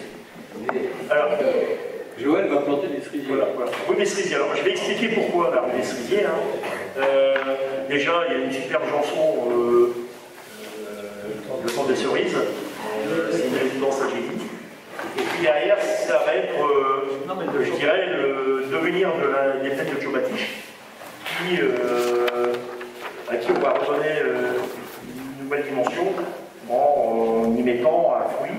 Donc, vous avez la fête de la fraise, il y a plusieurs communes du secteur qui utilisent soit un légume ou soit un fruit pour animer leur fête. Et en plus, comme c'est au mois de juin, donc ce sera la fête des cerises, c'est le moment des cerises. Donc, on est déjà en train de travailler pour avoir une bière à la cerise, avoir des gâteaux à la cerise et faire toute la fête, toutes les festivités de Tchobatiche autour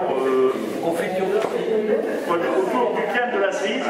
Et Joël ira planter avec les enfants dans les jours qui viennent. Alors, je vais laisser quand même Joël expliquer la démarche. Donc, je fais une journée environnement le vendredi 27 novembre. Donc, je fais participer les écoles du Champfleury et l'école Robert. Donc, il va y avoir des enfants de CE1 et CE2 qui vont nous accompagner pour planter des arbres. Donc, à le Champfleury, on va en planter au parc Verlaine. Et ensuite, il y aura une animation qui sera faite par Aprovio. Et l'après-midi, nous allons planter avec l'école Robert, entre les deux collèges, des cerisiers aussi. Il y aura aussi une animation avec Aprovio et avec l'école Robert. Et normalement, le soir, nous devions faire la récompense des jardins fleuris. Donc, avec le Covid, on ne sait pas encore trop, je pense que ça va être annulé, mais je l'ai commandé parce qu'il y a 33 personnes qui ont participé à ces jardins fleuris. Donc, je vais offrir à chaque personne un petit cerisier qu'ils pourront planter dans leur jardin. Un maïs sera sous la style. Voilà. On va en manger à chaque coin de rue, il va en avoir. Et puis, vous pourrez également faire des gâteaux, faire de la liqueur éventuellement. Et l'alcool est dangereux pour la santé. On convie chaque personne. Bon, voilà, donc on propose d'un cerisier. Si éventuellement il y a une autre nomination, si vous avez une proposition à faire, puisqu'il Vanessa et Fabrizio ont une autre proposition à faire, pourquoi pas, je ne sais pas si... On va y réfléchir. Le problème, c'est qu'on est obligé de prendre la délibération. Non, parce que dans la délibération, vous dites bien.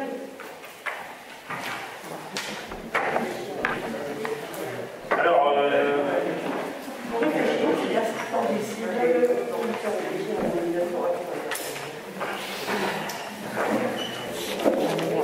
Je viens de réfléchir.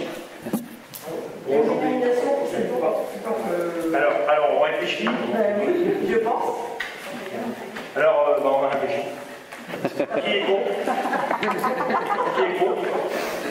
Qui s'abstient? Merci. Voilà. Donc, la rue des Cerisiers, pas des Cerisiers. Alors, Joël, ton vœu est exaucé. Maintenant, il faudra surveiller Choubatiche, quand c'est un gredin et qu'il va y avoir peut-être de la bière à la cise, en espérant qu'il ne va pas encore son métro et semer la pagaille dans le village. Donc, il va falloir bien réfléchir à la numérotation. Parce que celle de la rue Milan actuellement n'est pas particulièrement judicieuse. Donc, il va falloir réfléchir à ça. Allez. Alors, on continue. Désignation des délégués à la commission des contrôles des listes électorales. Donc, vous avez pu voir derrière que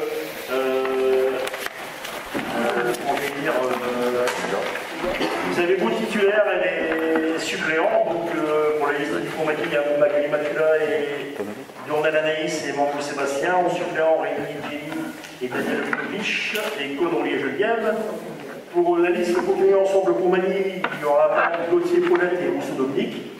Et pour la liste de notre Armand, il y aura Mazzoni Fabrizio et David Vanessa. Donc cette commission, elle est arrêtée de préfectorat par an pour une durée de 3 ans. Et après, chaque, renouvellement intégral du conseil municipal. Donc il faudra quand même qu'on puisse prévoir après une réunion pour revoir un petit peu les listes électorales, pour remettre peut-être un petit peu d'ordre dedans, faire le point. Voilà, je pense qu'il va falloir qu'on programme une réunion assez rapidement, déjà pour déjà faire un premier point, parce qu'il y a des échéances aussi qui vont arriver, pour les départementales, et également les régionales, à moins que ce soit repoussé, parce qu'aujourd'hui, il y a dans les milieux autorisés où on ne s'autorise pas de choses. On parle plutôt de reculer ces élections-là pour l'année prochaine. Selon les dires de M. Beauchamp que j'ai rencontré il y a longtemps lors de la permanence, aujourd'hui ça fait son chemin. Donc il n'y a rien d'acté, mais ça a fait son chemin doucement. Voilà, donc là, il faut prendre la libération, mais je pense que qui est contre, qui s'abstient. Voilà. La même chose pour la commission communale des impôts directs. Voilà, c'est de l'information. Et c'est de l'information également. Donc vous avez vu avec les titulaires, avec les suppléants. Là, il y a des gens aussi extérieurs au conseil municipal qui sont dedans. Voilà.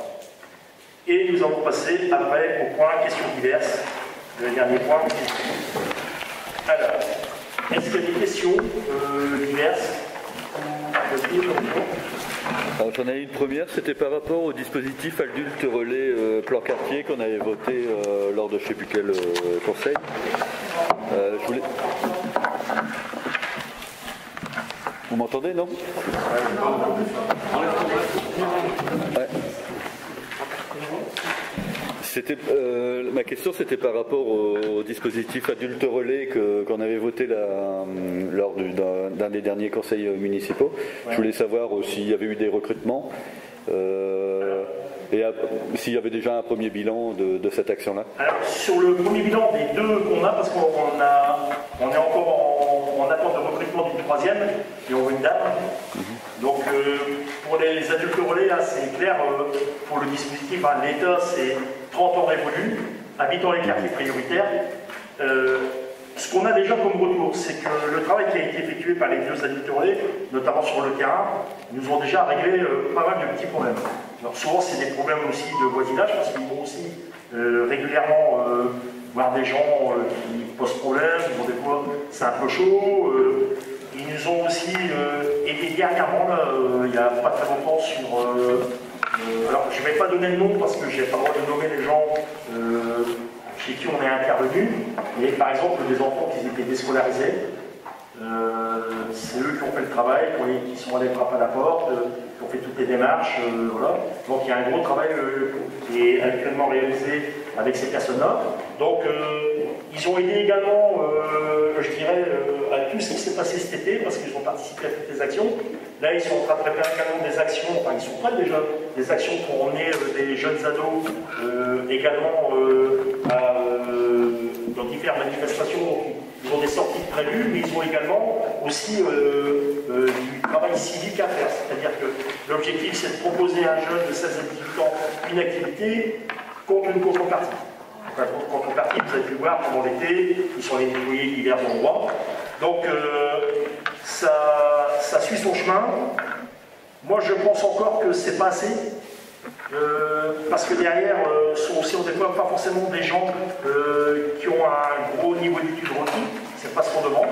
Donc il y a Anna Rouefaya, déjà le premier qu'on a recruté, qui va partir en formation BPGEPS, qui va lui permettre aussi derrière de pouvoir, je dirais, parfaire sa formation, parce que c'est important, de là on parlait de formation, mais nous on va envoyer ces gens en formation. Ils sont là sur 3 ans renouvelables. Donc, à la limite, on va peut-être pouvoir les garder 6 ans. Mais derrière ça, qu'est-ce qu'on fait au bout de 6 ans? Qu'est-ce qu'on fait au bout de 3 ans? C'est là toute la question. La question est, est-ce que si on travaille sur le retour de l'agrément de la CAF, on puisse après les intégrer comme animateurs dans le cadre des activités du centre social, par exemple, parce qu'ils participent déjà également. Ils nous ont aidés également, alors, même si ce n'était pas leur mission, même si ce n'est pas pour ça qu'ils ont été recrutés, on a eu du personnel qui a été en retrait à cause de cas de Covid aux écoles. Donc on s'est retrouvé à un moment avec tout le personnel sur le front. C'est-à-dire que ça a été, et là je félicite quand même le personnel, ils ont tous adhéré, on a eu même la directrice du centre social qui s'est retrouvée à faire du ménage, à servir les gamins à manger aux écoles. Il y a eu un gros travail formidable qui a été réalisé par le personnel, et les adultes relais, ils ont participé activement. Ils ont même fait la semaine, je pense, à cantine pendant une dizaine de jours, il me semble, même plus que ça. Ouais, donc ils étaient en dehors de leur mission, mais on ne les aurait pas eu à ce moment-là, on aurait une problématique. Donc c'est-à-dire que derrière, ce n'est pas leur mission première. Et justement, ta question, je vais aller plus loin sur ta question, parce que ils vont revenir bientôt au centre social arc-en-ciel, l'ex-centre social arc-en-ciel qui va réouvrir ses portes, ça y est, le bas est pratiquement fini. C'est pratiquement imminent, on avait pensé octobre, mais avec les congés de Marie-Paul et d'Isabelle qui ont pris des congés différés chacun les unes des autres, je pense que pour le début novembre, ils seront là-bas. Et Malexini qui va reprendre également, qui a déjà repris son travail, comment je dirais, de médiateur, entre guillemets, social et responsable de l'insertion. Toute cette équipe-là va être basée au Champ-Fleury. Donc ils seront au cœur des quartiers QPV. Et le premier objectif, c'est dans le cadre de l'ERDL, parce que vous savez qu'on a engagé pour le renouveau du bassin minier, Et on a relancé le schéma directeur il y a 3 semaines, à peu près. Donc ça y est, on est parti pour la rénovation de la cité du Champfleury, 410 logements. Et dans ces 410 logements, on va avoir un nombre d'heures. C'est la clause d'insertion. Et dans la clause d'insertion, il va falloir aller chercher des gens qui sont complètement soit en échec scolaire, soit des gens qui n'ont pas remis de pied à l'étrier depuis des années. Et leur mission aujourd'hui, c'est d'aller recenser tous ces gens-là, de les ramener déjà dans un premier temps à l'ex-centre social, parce que ça va être un pôle de cohésion sociale, je vais continuer après là-dessus. Donc ils vont ramener ces gens-là pour pouvoir les remettre dans le dispositif.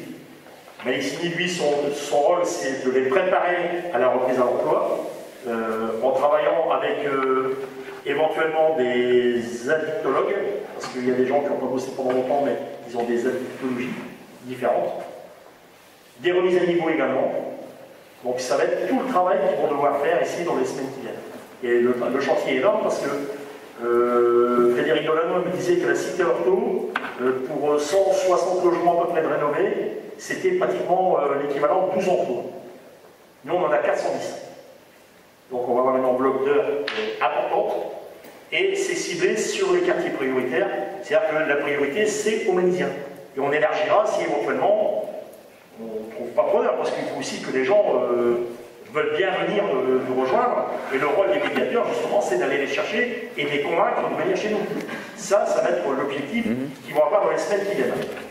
Derrière, on veut aussi recruter la troisième adulte relais. On essaye de recruter quelqu'un qui peut être très bon dans les écrits, parce que malheureusement, on est obligé de tout écrire, parce que c'est ce qu'on nous impose. Et une personne qui puisse être très bien dans les écrits, pour pouvoir aider également Malik à préparer tous les dossiers des futurs candidats. Je pense que ça a commencé, hein, il me semble que le travail a déjà commencé un petit peu, ils ont déjà commencé à travailler sur quelques personnes, ils sont déjà allés recenser quelques personnes. Il y a déjà eu des repérages, donc il y a une période de repérage. Donc nous on attend après le volume d'heures qu'on va pouvoir obtenir dans le cadre de la rénovation de la cité et de voir combien on va pouvoir recruter réellement 2 personnes.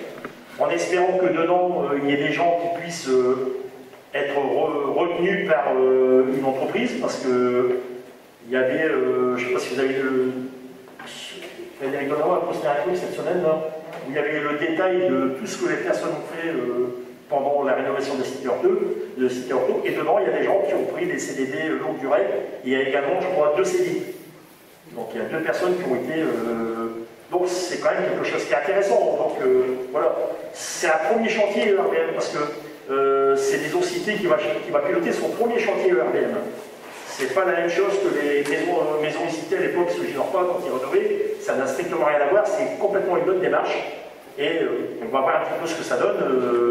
Voilà, donc on va vraiment avoir besoin d'eux ici dans les semaines qui viennent. Comme info, parce qu'on parlait de pôle de cohésion sociale, aujourd'hui, tout le pôle de cohésion sociale, je peux le dire officiellement, parce que ça a été acté par les VP, tout le pôle de cohésion sociale de la CCO qui est actuellement sur 2 identités à Somain, dans des locaux trop étroits, vont arriver à Ménil.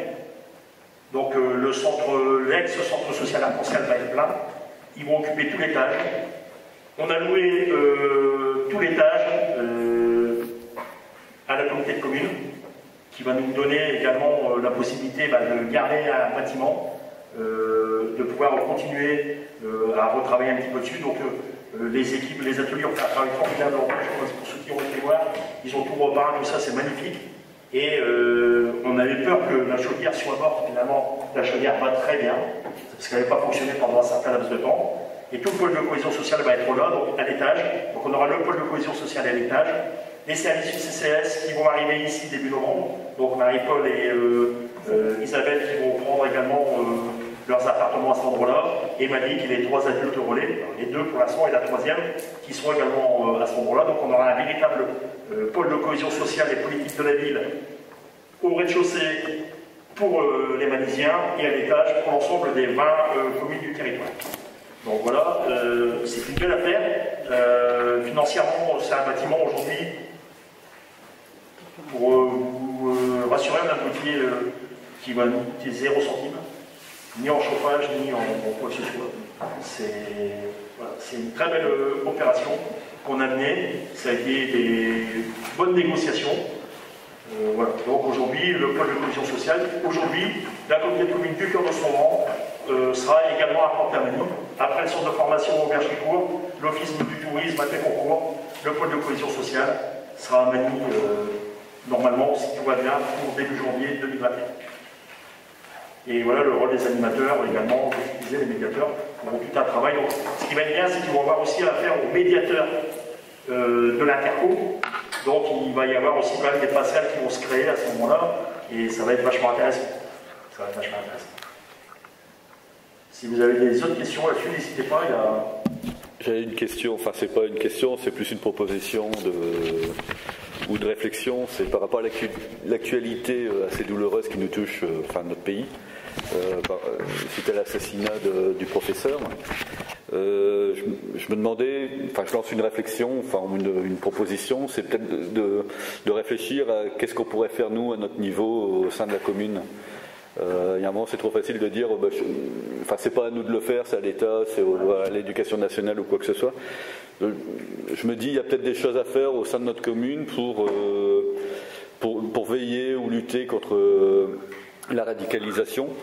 Mais je pense qu'il y a un point aussi important dans notre commune, et quand je vois les résultats qu'on a fait aux élections européennes ou même aux présidentielles, enfin le résultat du RN, je me dis qu'il y a aussi une action à faire en parallèle de la première pour éviter la confusion entre l'islamistes et musulmans.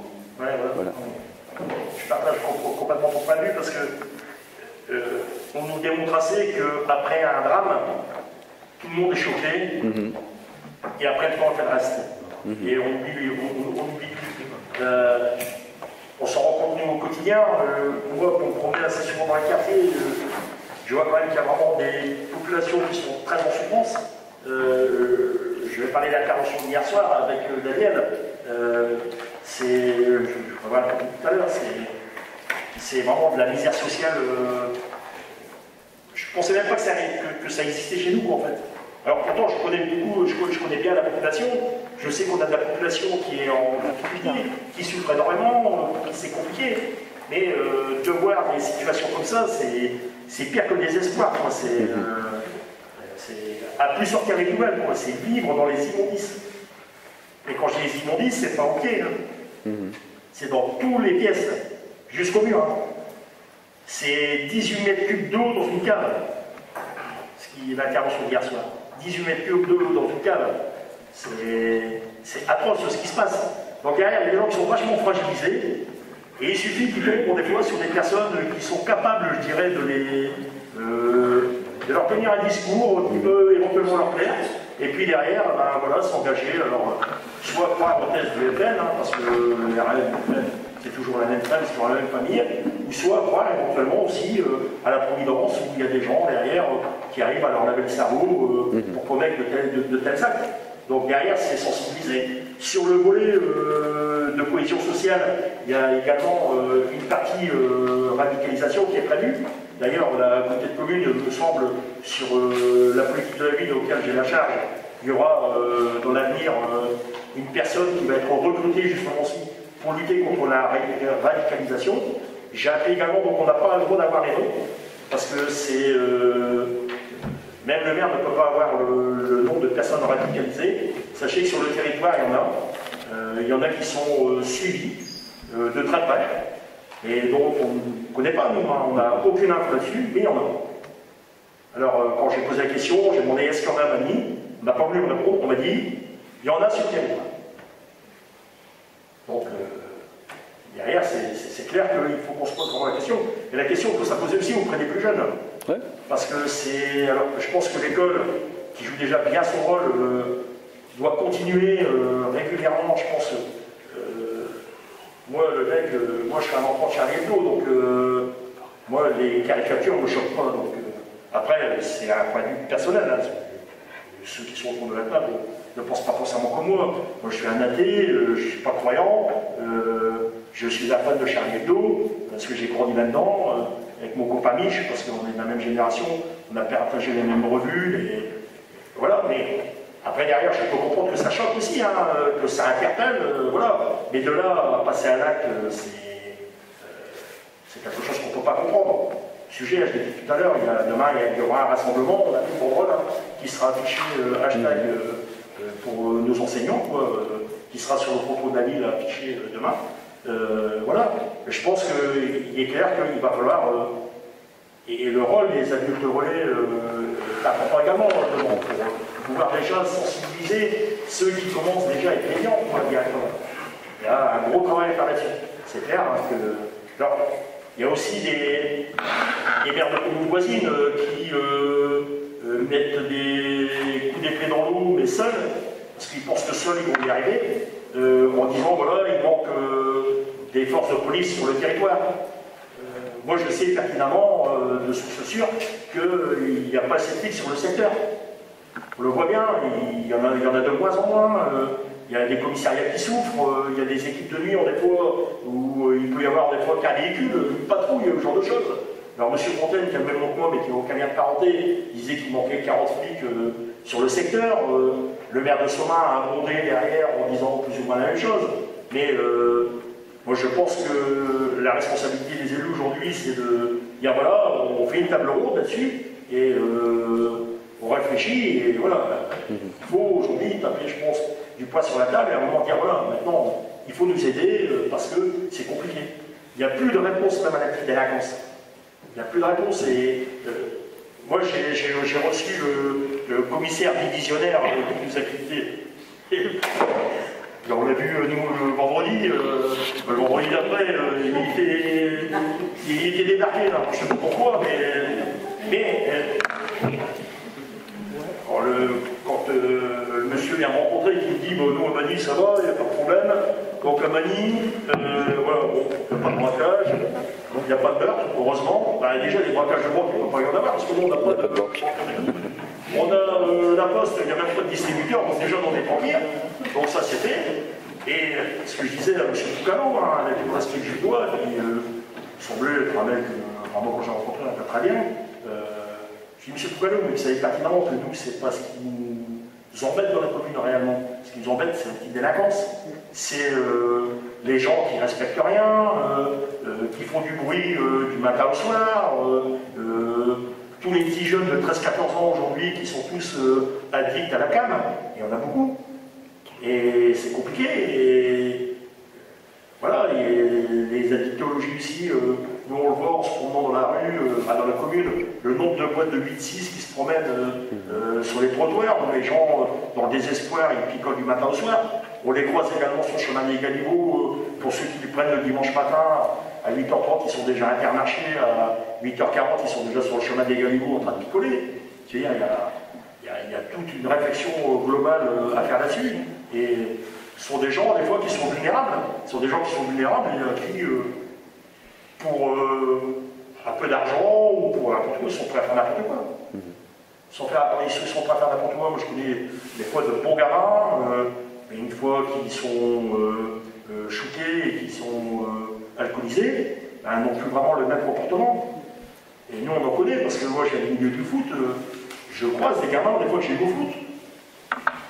Je dis, des fois, quand je vois certains, je dis, mais merde, c'est pas le gamin que j'ai connu, moi, que j'avais, qui était un chic type, super gentil, aujourd'hui, il a complètement tourné de deuil. Donc, et c'est compliqué. Alors, c'est compliqué pour les gamins, enfin, pour les parents qui sont proches de leur gamin, c'est déjà compliqué, parce que les parents aussi, ben, ils ont leur gamin, et même s'ils essaient de donner le meilleur d'eux-mêmes, c'est compliqué, mais il y a aussi tous les gamins dont les parents ne suivent plus. Et qui ont décroché, et moi je le vois dans mes permanences. Moi dans mes permanences, le quotidien, c'est voilà, qu'est-ce que je peux rien faire de mon fils ouais, mais si vous ne pouvez rien faire, donc qu'est-ce que je peux faire voilà, et aujourd'hui on en est là. Donc moi je pense que la misère sociale, elle avance à grands pas. Et qu'est-ce qui va nous rester du Covid derrière parce qu'en dehors de la crise financière qui va se jouer, du nombre d'emplois qui vont être supprimés et de la casse psychologique qui va arriver, parce qu'il y a aussi de la casse psychologique derrière. C'est très compliqué. Donc il est clair que moi je pense que je suis pas même prêt qu'on puisse faire une table ronde à Babouzo. Je propose à tous ceux qui sont intéressés, majorité comme opposition, qu'on puisse éventuellement faire une table ronde et éventuellement travailler sur le sujet en compagnie par exemple de notre médiateur. On peut demander à M. nous accompagner. On peut également travailler avec les services de la politique de la ville du cœur de Saumon également pour faire un tour de table. Ce serait bien éventuellement, moi je suis partant, on se dit d'accord, il faut faire une véritable réflexion là-dessus. On peut aussi créer une journée d'expression publique, puisque de toute façon cette personne a été assassinée lâchement à cause de ça, donc peut-être au niveau des écoles, voire avec l'ensemble des écoles au niveau national, d'établir une expression publique qui serait déterminée une journée, et puis on convierait tous les enfants à continuer à combattre l'expression publique, quoi. Dans le sens où on a le droit et on continue à s'exprimer comme on veut. Et tu l'as dit justement, il ne faut pas confondre musulmans et islamistes. Moi dans mon équipe, j'ai des musulmans, ils sont ni radicalisés, ils sont loin d'être islamistes et ils prônent les valeurs de la République. Donc voilà. Et par contre, les amalgames, des fois les gens le font, facilement, mais c'est comme ça, c'est la société qui est comme ça aujourd'hui, on a peur de l'autre. Ouais, mais non, c'est pas comme ça, c'est pas une fatalité, faut pas... Non, mais c'est pas une fatalité, mais aujourd'hui c'est comme ça, et ça devient une fatalité, parce qu'aujourd'hui, avec les images que... alors moi je peste pour les chaînes d'information continue, qui sont en train de laver le cerveau des gens en permanence, parce qu'on dit que ceux qui sont radicalisés, on leur a lavé le cerveau, mais les journalistes de ces chaînes de télévision-là leur nettoient le cerveau en permanence. Non, mais je ne parle pas de journalistes qui sont ouverts très sympathiques. Mais on peut parler librement, M. Monchamp, parce que la séance est bien, donc il n'y a aucun souci. Mais derrière, les gens, ils ont du lavage de cerveau en permanence. Alors derrière, quand il y a quelqu'un qui meurt aujourd'hui, là c'est une décapitation, la France s'arrête, on est choqué. Et demain, après la minute de silence et après les rassemblements, on passe à autre chose. Et ça devient, quand je dis c'est une fatalité, parce qu'aujourd'hui, il n'y a plus personne qui s'inquiète de ça. C'est normal, c'est comme ça. Je pense que chez nous, ça ne s'arrête pas là. Parce qu'il y a peut-être, oui, effectivement, par rapport aux professeurs, etc. Mais par contre, le RN, il ne va pas arrêter de monter, quoi. Donc, c'est des graines. Enfin, d'un côté comme de l'autre, c'est des graines qui sont là. Ce que je dis, moi, je l'ai toujours combattu, je le combattrai toujours. Je le combattrai toujours, mais quand on fait un rassemblement, c'est pas un rassemblement d'une journée, quoi. Quand on fait un rassemblement, c'est voilà, quelle société on veut demain. Et il y a aussi une jeunesse qui est complètement, je dirais, déstabilisée, parce qu'aujourd'hui, on gagne plus d'argent à vendre de la canne qu'à aller bosser, par exemple. C'est plus simple. Ah, ça, on est d'accord. Donc, c'est... il n'y a pas de... Le plus, c'est quelle alternative on propose à cette jeunesse-là. Mais aujourd'hui, la jeunesse, moi, ça me fait un peu marrer, parce que moi, aujourd'hui, quand je vois les dispositifs État, par exemple, de la ville, c'est 16-25 ans, 16-30 ans. C'est-à-dire que jusqu'à 30 ans, aujourd'hui, on est considéré à la limite comme un ado. Alors qu'avant, les gens de ma génération, moi, à 30 ans, ça faisait déjà 12 ans que je bossais. Et c'est là qu'on voit le décalage qu'il peut y avoir aujourd'hui entre le monde dans lequel moi j'ai grandi et le monde où mes enfants grandissent aujourd'hui. C'est toute la différence. Et la réponse, elle vient toujours de l'État, la réponse. Et on voit tout ensemble, comme les choses, t'inquiète, le RN, dès qu'il s'agit d'en combattre, il n'y a aucun souci. On est toujours présent. Ça, c'est le cas. Voilà. Est-ce qu'il y avait d'autres questions? Je m'arrête là. Donc il y aura une réunion de conseil municipal au mois de décembre. Donc on n'a pas encore la date officielle, mais on reprend une réunion de conseil municipal au mois de décembre. Alors excusez-nous de vous faire beaucoup de réunions de conseil municipal depuis notre arrivée. Je crois qu'on sera à la 6e ou la 7e. Bon, vraiment, c'est une par trimestre. Mais... C'est le minimum. On verra pour 2021.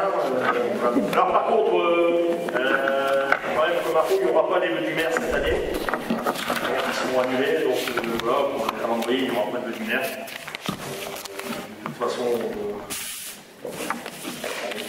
c'est pas la peine d'annuler les événements et de venir parader devant il n'y a pas de lumière. Et